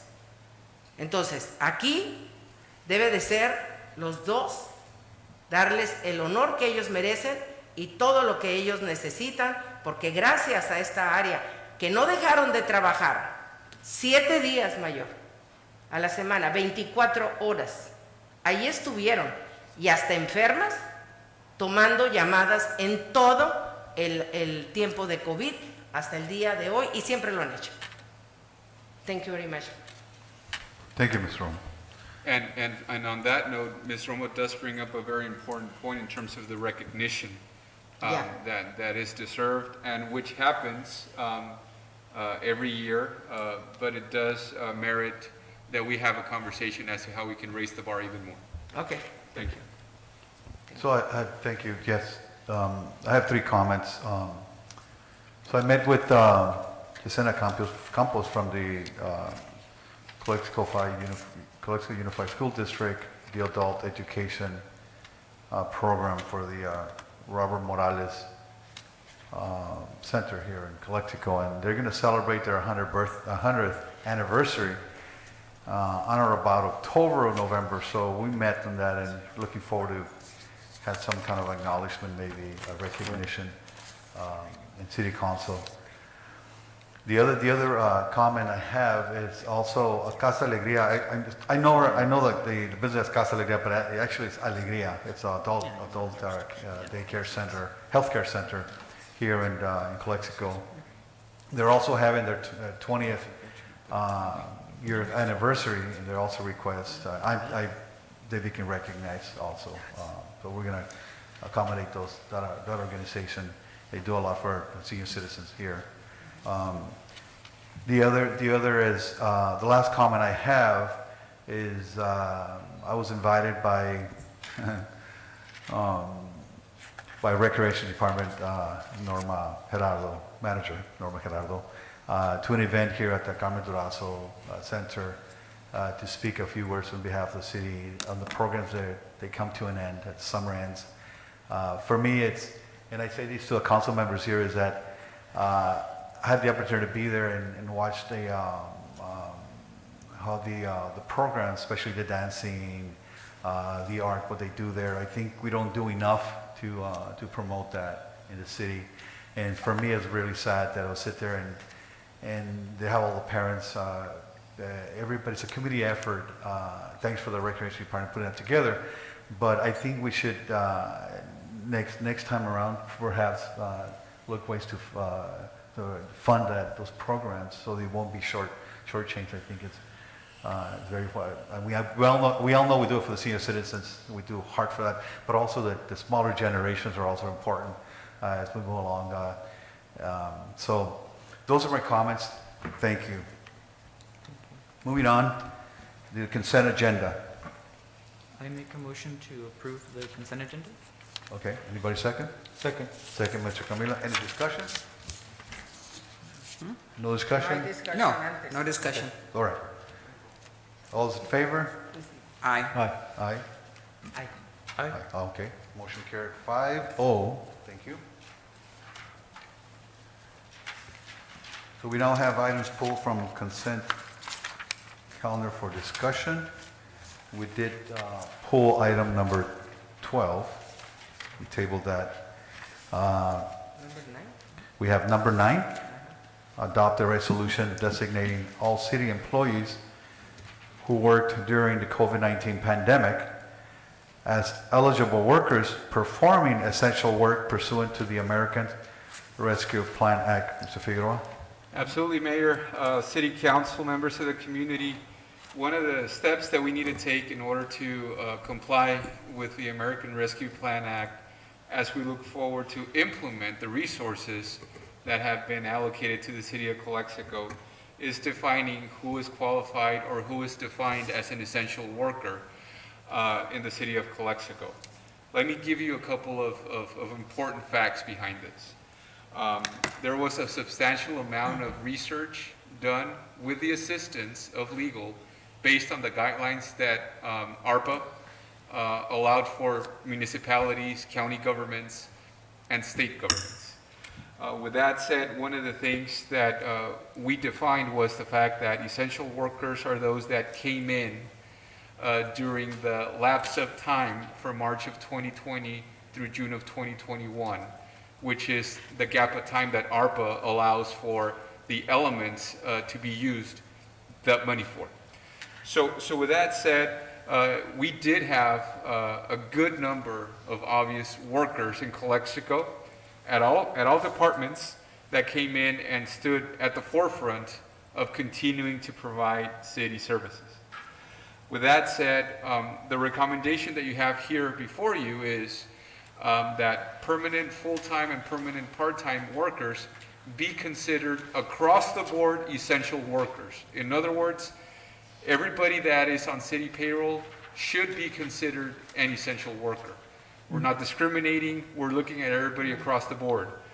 After careful review, based on feedback that I received from the city council members during my individual conversations, it was determined that we do have workers that are employed through a temporary agency. Thank you. Given that the temporary agency gets paid by the city and the city does not have the employees on payroll, they are ineligible for the monies under ARPA, under the premium pay concept, which I want to be very clear, okay? ARPA allows for different elements for which money can be used. The one that we're referring to here will trigger us to pay premium pay to essential workers. After, again, the proper counsel from our legal team at Best and Krieger, it was determined that since the city is the recipient as a government agency, and based on the ARPA guidelines, that as it pertains to premium pay, it's for those that are on city payroll, in a permanent full-time or a permanent part-time status. So I know that was an item of interest, and I just want to make sure that I'm clear that we did our due diligence, and these are the outcomes that we came up with. So is Hunter going to pay them? Well, I mean, that's the temp agency that provides the service to the city. Mr. Figueroa? Yes, sir. One question. So how can we get some premium pay for the temporary workers? I know that in your ARPA plan, you had an essential workers grant. Is there any way that we can get those temporary workers some premium pay through that essential workers grant? So one of the, and that's a great question because I can provide some clarification. The item before you here is specifically pertaining to the definition of an essential worker, for which at a later meeting, we're going to come back and present the actual Calexico ARPA recovery plan.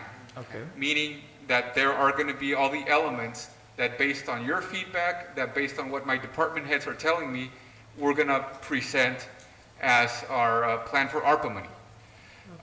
Indeed, one of the beauties of ARPA is that it allows for creative options to be considered. Again, I cannot commit to something that this council has not reviewed nor approved, which will come at a later time. But there are options that ARPA allows to properly assist and compensate people that worked through the pandemic in our city. And when I say our city, I mean in general. Obviously for that, there's going to be certain guidelines that need to be considered and followed. In a nutshell, the answer to your question is yes, but that's contingent on discussion and approval from council. So, Mr. Figueroa, just to piggyback on an excellent point that Mr. Ureña had alluded to, I believe an essential employee or worker is anybody who is critical, a person critical to the operations or infrastructure of an organization, which, I mean, I'm not going ahead, but I'm saying which they qualify, right? I think that's where we want to clarify that. Right. And I agree 100% with you. That's why I just want to make that distinction. This applies only to the premium pay for city employees. There are other elements that can address the points that are being brought up right now. Okay. Mr. Mayor, I would like to make a motion to approve the recommendation. Thank you, Mr. Ureña. Anybody second that? Second by Mr. Camilo Garcia. All those in favor? Aye. Aye. Aye. Aye. Motion carried 5-0. Thank you. Item number 10, authorize city manager to file notice of completion for new water line, Ollie Avenue and alley west of SR 111 through SR 98 widening project. Oh, that's good. So move. Yes, well, Ms. Romo, I'm assuming you've heard a lot from me and Ms. Palomir about this project, and this is simply the final notice where we officially close the book on the project. The work has been inspected, the work is done. Okay. And I know we've discussed this at length, so. Okay, thank you. Okay. I'll make a motion to approve item 10. Second. Second by Ms. Fernandez. All those in favor? Aye. Aye. Mr. Ureña? Thank you. 5-0. Motion passes. 11. So we have item number 11, introduction and first reading by title only of an ordinance amending the City of Calexico purchasing policy and procedures regarding change orders. Okay. This item is an item that we've been discussing at length. There was actually a recommendation from City Council for us to further look into this matter. We actually had a site meeting in which we had 2 council members, as we are allowed to have, to discuss matters pertaining to city policy. And there was a very firm recommendation that we had to tighten up a section of our purchasing policy pertaining to change orders. And after discussion and after having a couple of meetings, it was determined that we had something here feasible to present to the City Council to address the needs that were expressed. So with that said, we've made revisions to the change order section of the purchasing policy that is providing now specific language as to how the city manager, department heads, the finance manager, and the City Council can address some of these items that come up with projects. I'm very proud to say that this is now something that as staff we value, because it's very clear and precise as to how to be able to accomplish some of these things. If there's any comments or questions, I'll be happy to address them. I have a question.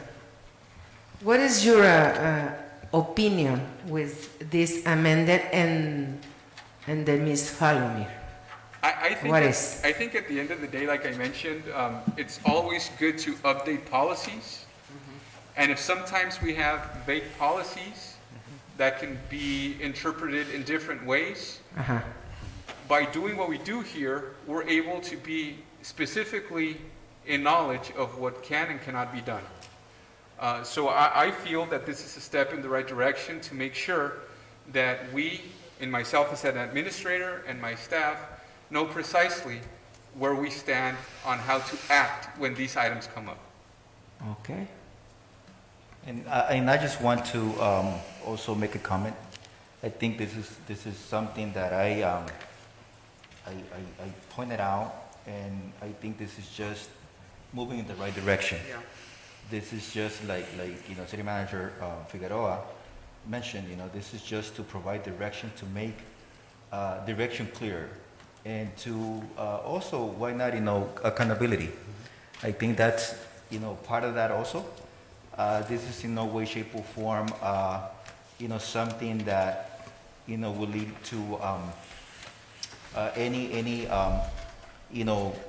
room for interpretation, or pretty much it's what can and cannot be done. What's the chain of command, or anything that pertains to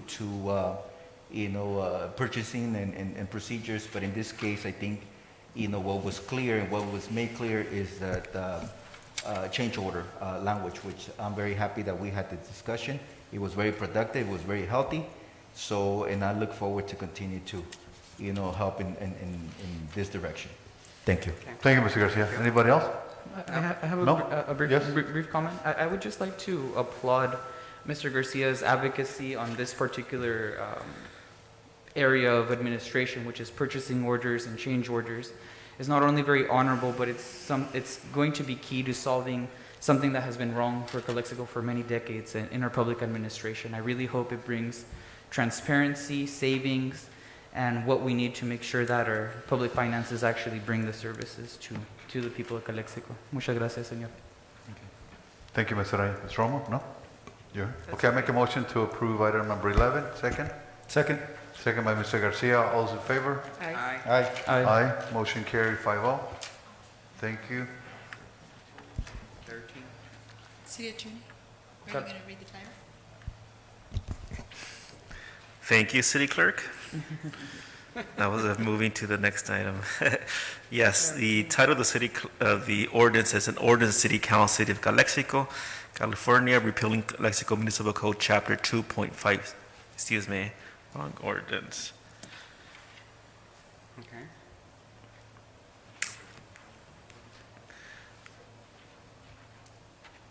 Just a quick second.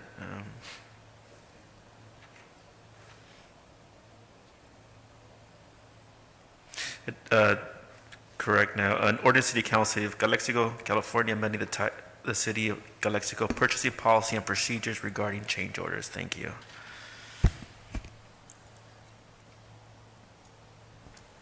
Okay, thank you. Thank you, Mr.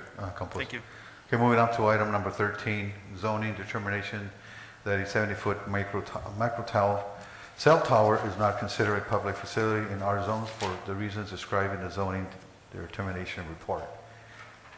Do we have anything on that, Mr. Figueroa? Yes, on that item, Mayor and City Council, I do want to point out that there was a determination that was made by the Planning Commission, and that Planning Commission recommendation is now being brought forth to you to make sure that you understand the situation. However, I do want to point out that we have online, we have Andrew McCardle, and we also have some people in the audience today that are going to talk on the item. So at this point, I would defer, City Clerk, if Mr. McCardle is ready.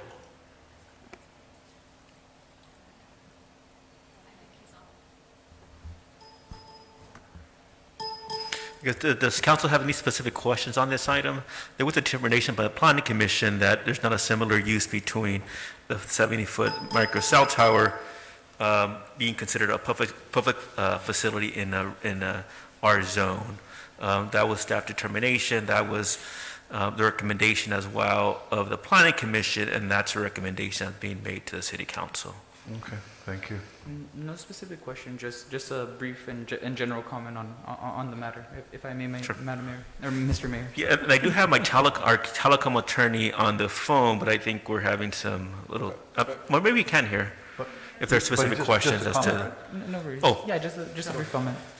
So I'm definitely not against this item. I'm definitely consistently in favor of what the Planning Commission is recommending. I had a concern because I there's a lot of fake news and misinformation on these specific radio waves out in the community.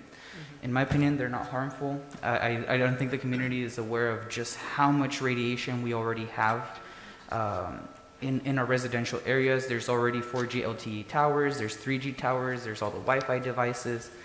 I really don't think a 5G tower would be bad in a residential zone, but if this is what the Planning Commission wants, that's okay.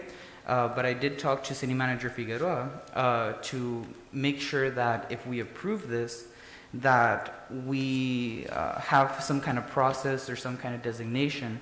So if we can't put the cell tower in that R zone, we can at least put it in the outsides of the R zone so that the R zone is covered by a tower without the tower actually being in there.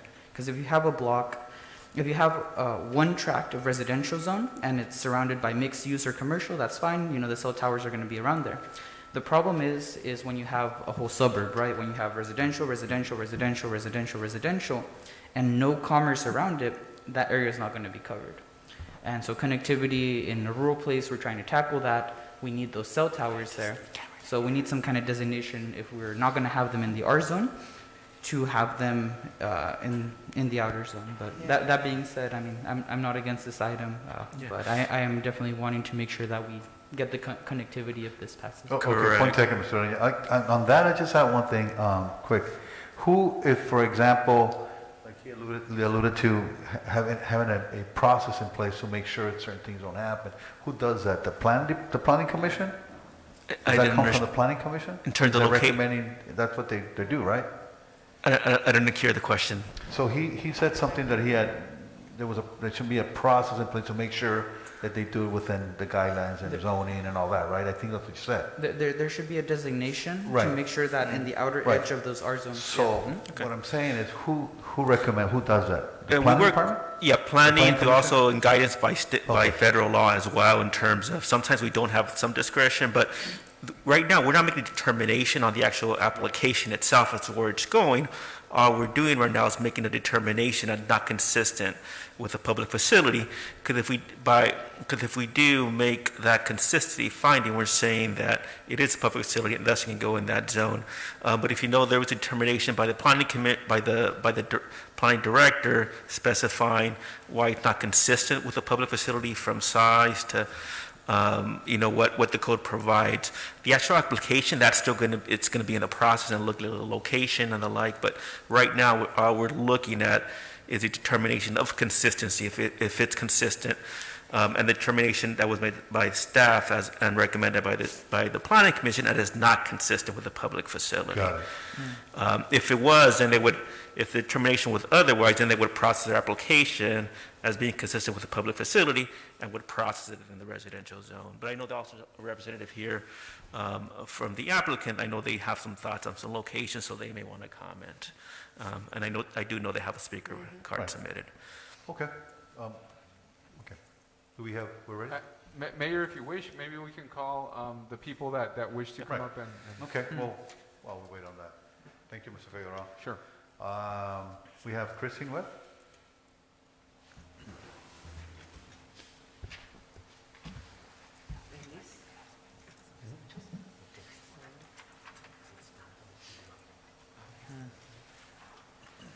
Good evening. Are we still having connection issues with Mr. McCardle? I think it's just difficult to hear, but. Mr. McCardle, can you hear us? Sorry, this is Andrew from Okay, Best great. President Krieger. Did y'all address me? I apologize. It's quite muffled, the audio, so it's hard to hear what was being said. So I just wanted to say I am on the line, as I believe they mentioned, but I wasn't sure if the question was directed to me, so that's why I just wanted to clarify. Correct. Thank you, Andrew. Also, too, we do have facial covering, so maybe that's probably adding to it. But if anybody has any specific questions, we just need to be clearly articulate them into the microphone. Any questions from council? Okay. I don't, Mr. Campos, thank you. Okay, before I proceed, my name is Kristen Webb. I represent the applicant Vertical Bridge. I just wanted to make sure that Mr. McCarroll could hear me because I want to address the points that were made in the staff report about this determination. So just to give a little background, on June 20th, 2021, Vertical Bridge sought a zoning determination as to whether its 70-foot macro cell tower would be considered a public facility. The tower is to be placed at 902 East 3rd Street, California 92231, which is located in an area zoned for residential condominium use. Public use facilities are unconditionally permitted in residential condominium zones under Calexico City Code Section 17.03.110, subsection C5. The city has already determined that this tower is a public utility facility in the important notice that was sent. And with the council's permission, I do have some exhibits to pass around, if that's okay. This is the important notice that was sent, and you can see on page 1 that the city determined it was a public utility facility, if you want to pass those out. Now, the term public facility is actually a broader term that encompasses public utility facilities. So therefore, if the city already determined it was a public utility facility, it should therefore, by operation, be a public facility. So under the Calexico City Code, section 17.01.440, this tower may be deemed a similar use to a public facility if each of the following findings are met. 1, the use furthers the objectives of the zone. 2, the subject use and its operations are compatible with the uses permitted in the zone. 3, the subject use is similar to one or more uses permitted in the zone. And 4, the subject use will not cause substantial injury to the property in the zone within which it is proposed to be located, or in an abutting zone. I believe the planning director concluded that they cannot make any of these 4 findings and is therefore recommending to deny the similar use determination. It's our position that you can make these 4 findings and designate this tower a public facility. In the staff report, I think there was 3 arguments the city attorney made as to why that this tower would not further the objectives of this zone. They said, 1, the height of the tower would cause unsightliness and illumination based on proximity to the airport, so I suppose lights having to be at the top of it. 2, there would be constant dust and traffic from maintenance cars constantly driving along the alley to service the tower. And 3, the construction of a tower is not related to the construction of condominiums. I have some photo simulations here that would show you what the tower would look like. It's a, and some of you may know this already, it is a palm tree.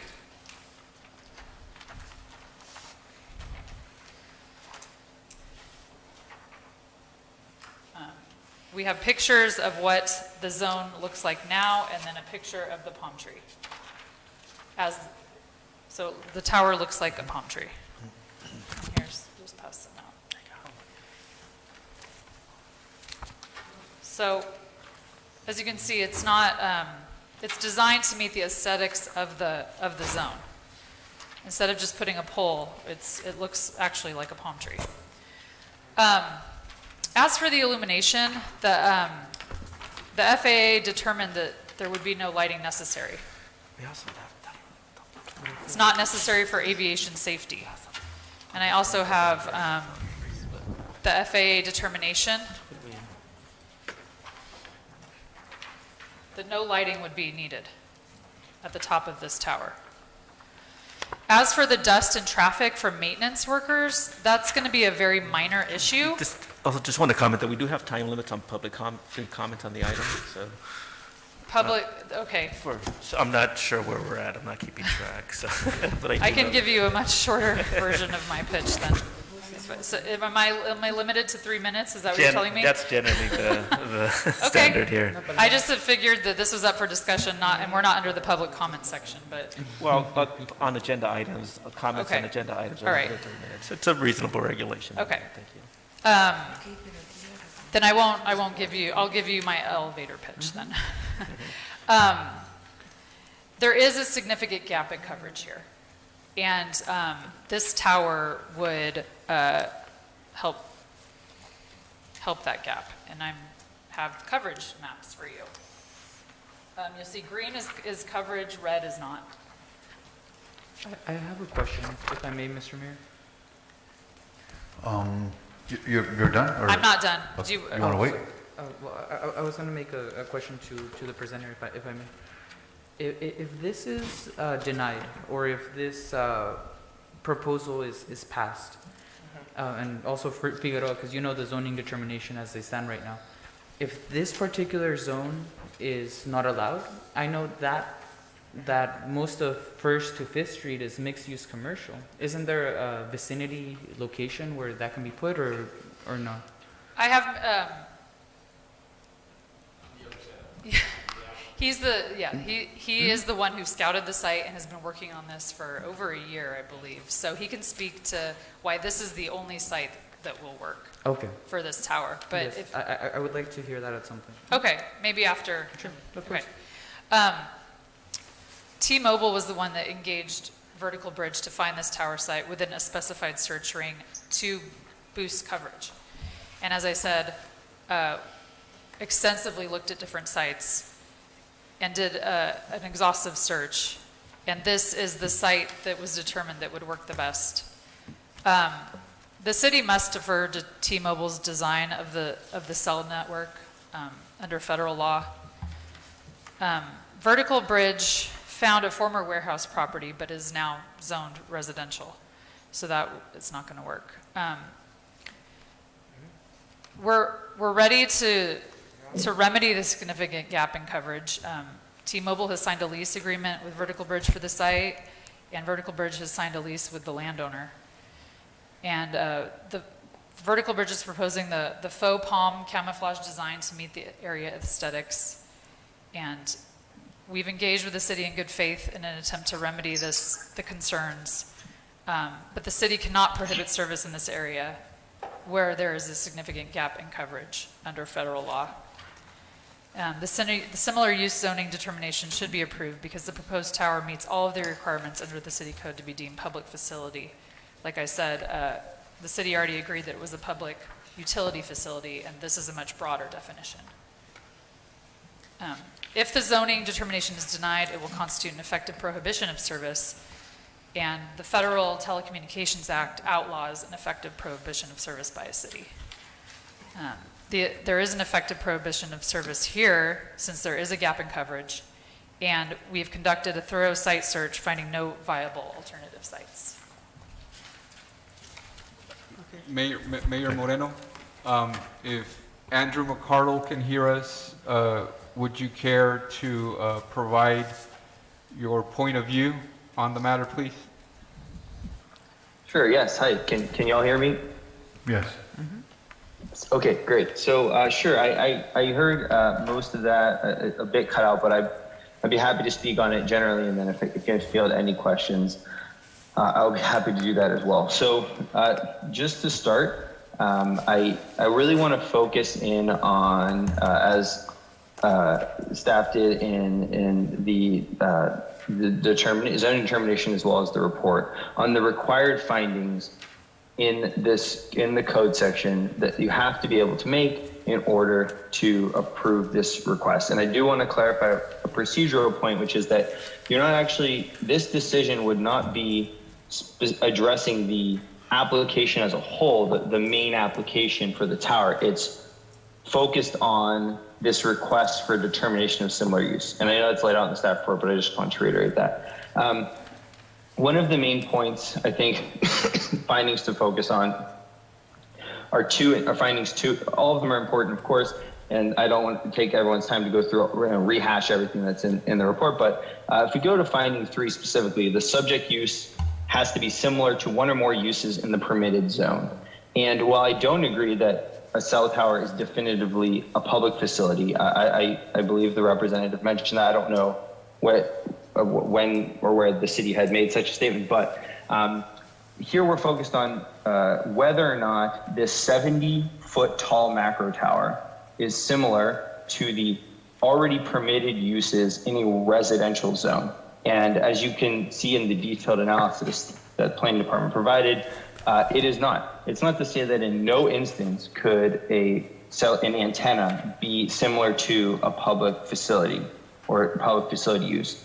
But in the residential zone that is at issue here, the types of public facilities listed are, libraries, parks, public offices, reservoirs. None of them have the same, staff's assessment, none of them have the same magnitude or reach as a 70-foot tall tower. Additionally, the structures in the area themselves are mostly single-story. They appear to be residential residences, which makes sense given this residential zone. There are a few in the vicinity, I believe, 2-story multi-unit dwellings, but there's nothing that reaches this magnitude or height. And so that's a big reason for the conclusion that it's not similar to the uses in that residential zone. It's not to say that it could never be similar to a public facility, but it's not similar to the public facility uses or private uses that are approved per the zoning code in that zone. So that's an important point to keep in mind. And kind of Finding 2 is similar as well, saying, the subject use in its operation has to be compatible with the uses in the zone. And again, as I mentioned, in this area, you have 1 to 2 story, what appear to be residential structures, and a 70-foot tall cell tower is not compatible with, or the staff's determination is that it's not compatible or harmonious with the existing facilities or uses in a residential zone.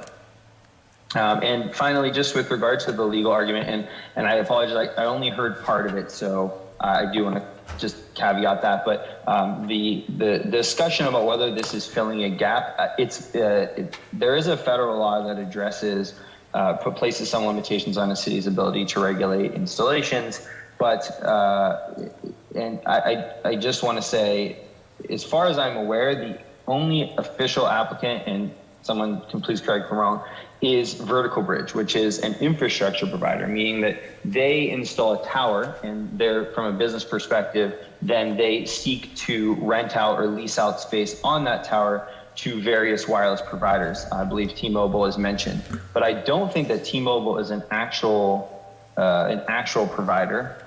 Or, I'm sorry, an actual applicant. They are a wireless provider. They're not I don't believe they're named as an actual applicant. I think Vertical Bridge is the only applicant. But even so, again, this is not a decision on the main application. This is just focused on the zoning determination about whether or not a 70-foot macro tower is a public facility for the purposes of a residential zone.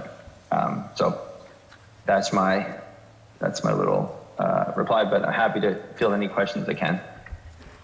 May I respond to that quickly? We're over the time limit, I'm sorry. Okay. Yeah, thank you. Any other questions, concerns? 'Cause I do have public comment I'd like to read in response to this item. Public comment first. Okay, thank you.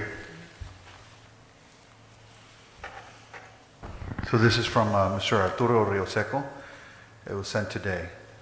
We, Arturo and Francisca Rioseco, residents of Calexico and property owners of 825 East 2nd Street, strongly object and oppose the City of Calexico granting permission by any means to applicant UA 2021-04 for the erecting of a telecommunications tower at 902 East 2nd Street.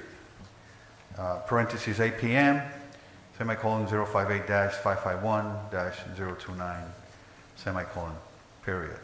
Telecommunications cell towers are a known source of radiation that create short and long-term health risk within 300 and 400 meters, parentheses 3,280 feet, enter parentheses, of a cell tower. We live half a block from, city blocks from distance from the proposed tower site. Additionally, it is a fact that cell towers in residential areas cause property values by as much as 40%. We believe said tower would cause health and economic damage to our persons and our neighborhood. If you have any questions, you can reach me at this east side or cell phone number at 760-427-0396. End of statement.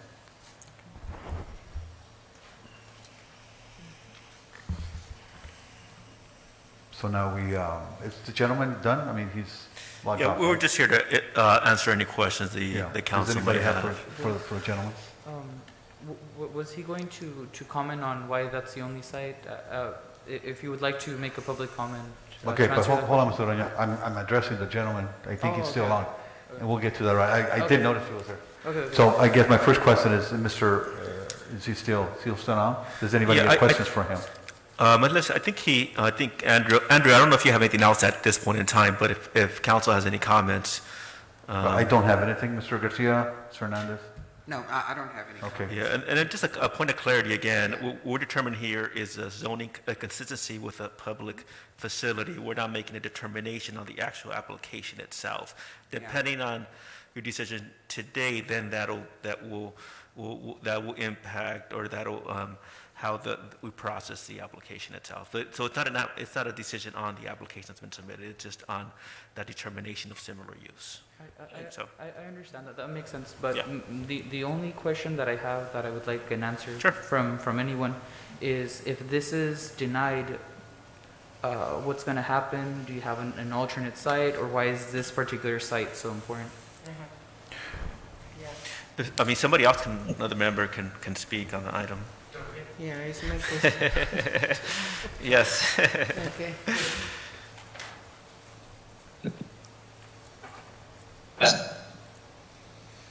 Sorry, was that a procedural question for me? There's somebody else with the applicant here who's going to talk about some coverage issues or so. No, I mean this. Sure, speak.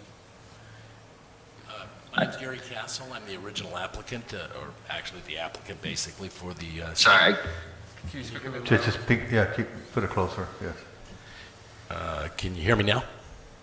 No. That's a Verizon. No, I can't hear you. I'm sorry, guys. I apologize. It's Probably a possible. little late for everybody here. Okay. All right, so Gary Castle, I represent Vertical Bridge. I also represent T-Mobile in this circumstance. I'm a contractor for both. And that's how I got onto this whole Calexico scenario as far as where the location would be and so forth. And of course, then we have, the legal side of it too. But the point is, and you asked a great question, so please, we've been working on this search ring since 2018, I think is the date. And at first, 4/24/2018. So when you still can't hear me? Is that me? Okay. Are you talking to me? If you could just stay closer to the mic. Boy, okay, there you go. So it seems like I just have to face it. All right. So since 2018, we've been working on this search ring for T-Mobile specifically and Vertical Bridge. The challenge is that there was another SIDAC firm that actually tried to work through the site acquisition, where we would go out and visit with landlords and go through the process with zoning. Miguel has been phenomenal. I mean, he's worked with me on a few occasions, basically, and so is Chris, the planner. When you spend this kind of time going through the process with these different locations, you don't want to get the hearing of the people that are the most important. Not that I'm taking that away from you at all, but the city manager is the most important to me, because I can get to him, we can talk about it, and the city planner. So, end result, since 2018, we've been working on this. I probably have maybe 30 different candidates, a little less, 25 different candidates that all are within the circumference. I want to say some are just outside of the search ring area. I believe you have a copy. Did you give them a copy of the search ring? Is it this one? No, not this one. Oh, the current, yeah. Well, okay, yeah, not the search one. Okay, I have a copy. When we get to the point, I think that's what's going to end up happening here is that we're going to get to the point of actually, coming back, or whatever they choose to do and whatever we choose to do. But to answer your question then, the search ring is only about, boy, that's nice. The search ring is probably a half a mile wide. Because if you'll notice from what you have in your hand, there are two other sites that are existing. And the key, the secret, or however you want to look at that, would be they're missing a whole area that the other two can't cover. And also not just coverage, but also the idea of taking, when they fill up, because there's so much data and streaming and the voices and the whole business, right? When they fill up, now they have a place to go, which would be the third one. But that's not the primary, that's the secondary part. The primary is to actually cover all those red zones that you're looking at, because there's no coverage there, or very little. So nobody goes, the whole thought process is for 911 and so forth. I don't want to go too far here, that's not fair. This isn't really, this isn't the part, where you're dealing with the site itself. Other than you ask the greatest question in the world, what else could we do? Since 2018, they've been trying. I came in at 2000, just the latter part of 2019, and I've been working on it for a year, year and a half. I mean, I visited everybody. I've got churches, schools, parks. We actually work with a relationship with Miguel for a certain period of time between, actually I think Andrew and Gail were involved on the legal side, trying to put a lease together with language and so forth. We've tried every bit of what we could do there. There was a difference in the amount that we thought was going to be the terms, and then it kind of changed a little bit, and I think maybe the mayor had some a reasonable relationship with the whole thing, because that's the picture, right? We had to have the picture. That's to explain the park scenario. The school scenario didn't really work because it wasn't in the search ring. There was some, I want to say cost issues, but money wasn't really the issue. It really wasn't. It was one location and where we had to put it, and it's next to kids, and I care so much, I can't do that. And where I'm really close to the residences and so forth, the real question is what can we do to mitigate so that we take away from there, and that was the palm tree, the idea that we were using. And actually the park was a reservoir. Is there a reservoir? What do you call it where you have the water down at the bottom? Retention basin. Reservoir. Retention basin. So we hit up, I mean, I can read off the whole thing. Matter of fact, by the time we get to this, I can put a map together that shows you exactly where we went and all the people that we talked to and why they either didn't work or it did work, depending on whether it was T-Mobile or not. Because T-Mobile's RF engineers make the decision. Vertical Bridge has nothing to do with it. It's just the fact that we have to please them or put them in a situation where they actually have their radio frequency that works for all of the people that are living in the area that right now don't have almost any coverage at all. You can see from the map, and that's not fibbing in any way. That's an RF engineer putting it together exactly why they're willing to spend $300,000 or $400,000 on a site to make sure that the coverage is there, which it's not at this point. Okay. Sorry. Thank you. Thank you very much. Just a quick question. So you are saying if this is rejected, based on what you're saying with Vertical Bridge and T-Mobile, if this is rejected, you would have to go back to T-Mobile, or T-Mobile would be forced to then reevaluate into the commercial zones, right? No, they don't have a way to do that. See, the whole thing is already the existing sites that are there right now cause the search ring that is almost all, if not all, depending on the park and the school. Everything else is residential. So they can't really move around because they already have a mature system built with the existing sites. That's where we get into trouble. That's why they're working on it for a year and a half. How easy it is to go to a landlord and say, I'm going to give you a certain amount of money for a certain period of time. They do it right away. There isn't any question. But I have to be right on the zoning side and the city side. I have to take all that into consideration, and I've been trying to do that with the churches. I've got 3 churches I've looked at so far. I mean, these are places that couldn't work for one reason or another, probably because there was no square footage capability, if that makes sense to you. It just got so crowded that there was no way to do that. I mean, I did everything I could to try to get this thing right. It came down to this location. And one of the reasons why is because there's this really ugly building, I hope you don't mind if I say that, right next door that he actually owns also. That looked like a market, and at one time it was commercially zoned. And we were actually thinking that would work, but then they changed the parcels. They actually subdivided the parcels right about the time we were going into the application and making it happen. You can see from all the records, you don't see anything right now because nobody's handed that to you. But Okay, excuse me, sir. Last question. yeah, I'm sorry, I don't mean to take so long. These 2 other towers, are they the same height and the same strength? Well, the strength's always going to be the same. We are not allowed to go any more than a certain amount, right? So the strength's really out. The height themselves, basically, and I don't know exactly what those heights are, but whatever those heights are, the RF engineer is requiring, demanding, whatever you want to say, that's the only way he can do it. I'm sorry, the RF engineers can actually get what they call an RF objective, which is basically what we're talking about. Okay. That covers the green area. It all says it right there on the Yeah, I know because I live on that street, and I know that when I call 911, I call through Telcel, and if I ever want the police, You don't have? I don't know how to get a hold of the police on my street. No, you That don't. This is a real problem for my neighborhood, you know? Don't have it. But Sorry. I leave it up to council. Mr. Leader, real quick, El Toro, C4 transfers it back to us. Oh, beautiful. Here, God bless. I'm good. On that side. Calexico, the master collector. Now, you understand, we can't shoot our system into Mexico, so. Okay, sir. Thank you. Thank you very much. We gotta move on. Thank you. Thank you, thank you. Thank you, thank you. Okay. No, you're good. So now, make a motion. Somebody want to make a motion on this? And there's more discussion, right? We ready? I would like to make a motion to table if possible. Second, I need more. More information. Me too. Okay, so the motion on the floor is Mr. Reña wants to table it and second by, I don't think so. Yes. No, I make a motion Oh. to move forward. yeah, but With we the first, recommendation we first of- gotta, we first I'm gotta sorry. go to that one first and see if it passes or not.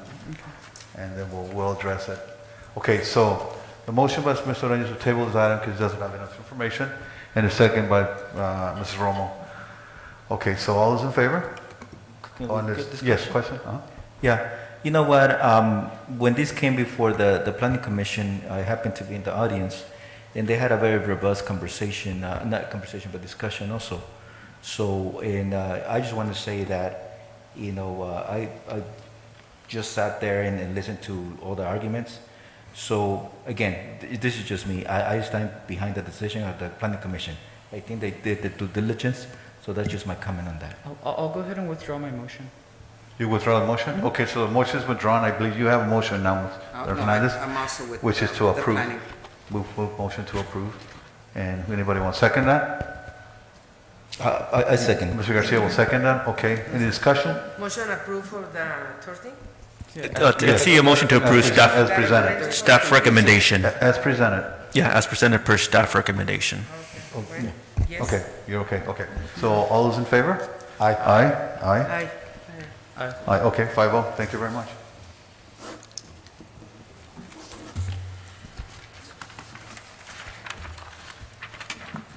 So moving on to item number 14, approval of a master calendar of city council meetings for fiscal year 21 to 2022.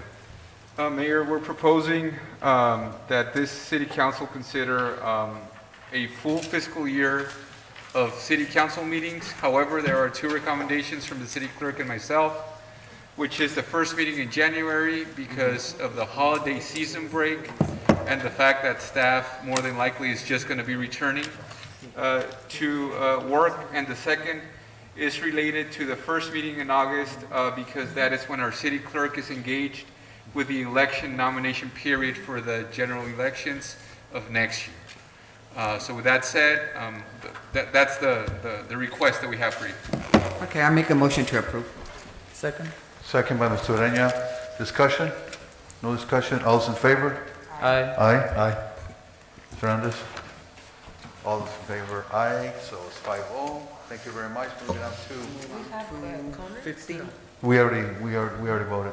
Yeah, so what's That's passed No, already. ya sé, pero se me figuró ver un Oh, no, we already done, yeah. Thank you. Okay, so moving on to item number 15 as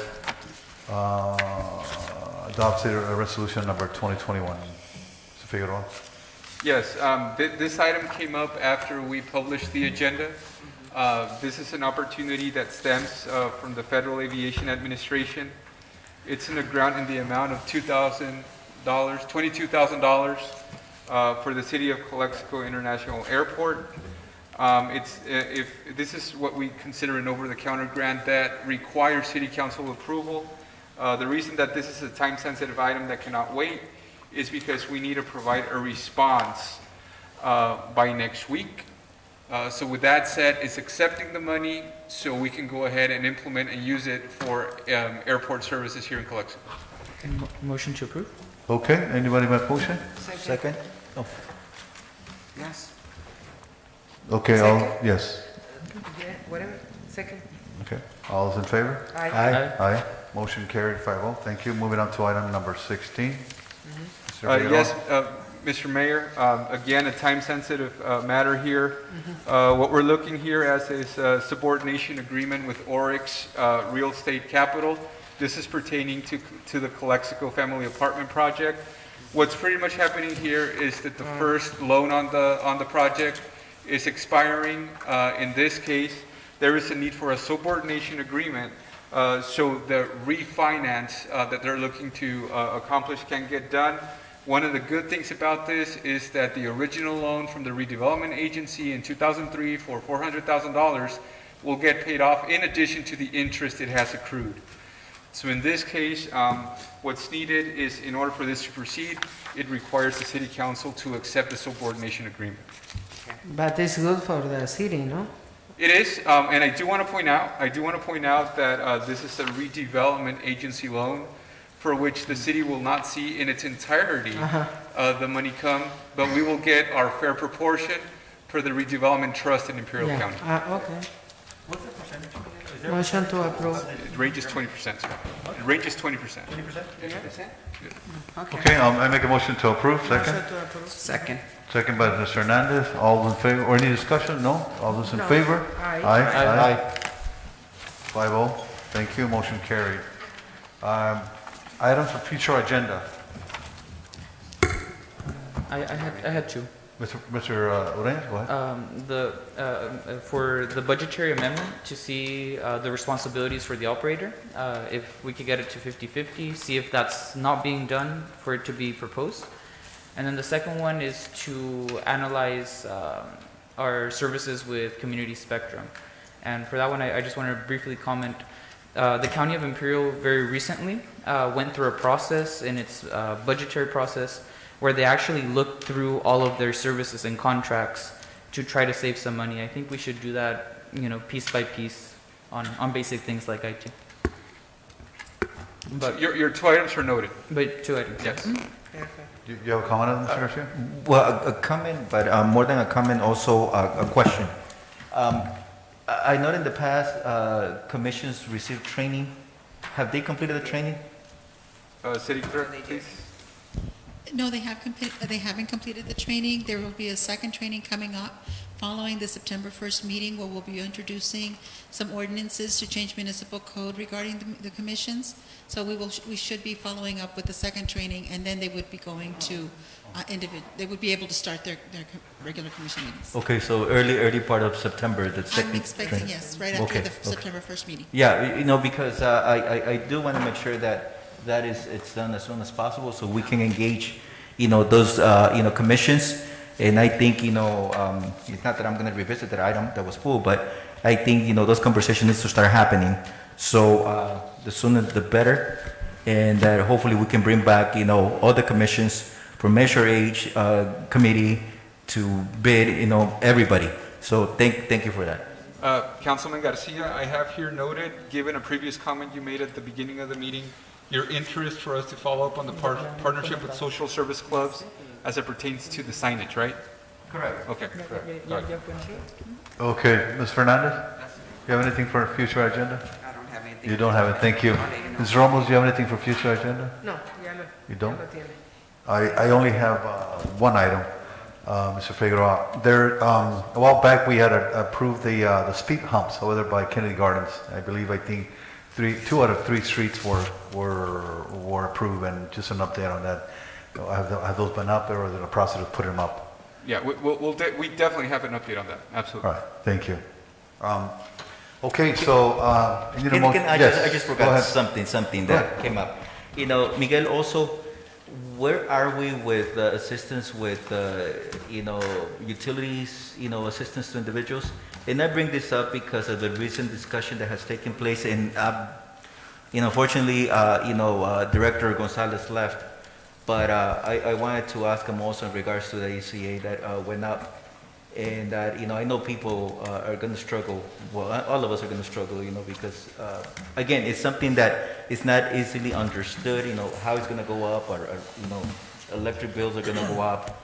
So I know we had some funds, just an update on that, where we stand, And also maybe we can extend an invitation to Mr. Gonzales or someone from IID. To talk on that To subject talk matter? about that, because I think, starting this month, we're gonna see, or we might see an increase, but I don't want to even venture to tackle that explanation of that, how that is gonna work. So just like, the director from Health Department, Ms. Angulo came out today. Yes, yes. Hopefully we can have someone from there come out and explain. Yes, absolutely. Thank you, Mr. Garcia. I make a motion to adjourn. Anybody second? Second. Second, all those in favor, aye, meeting adjourned.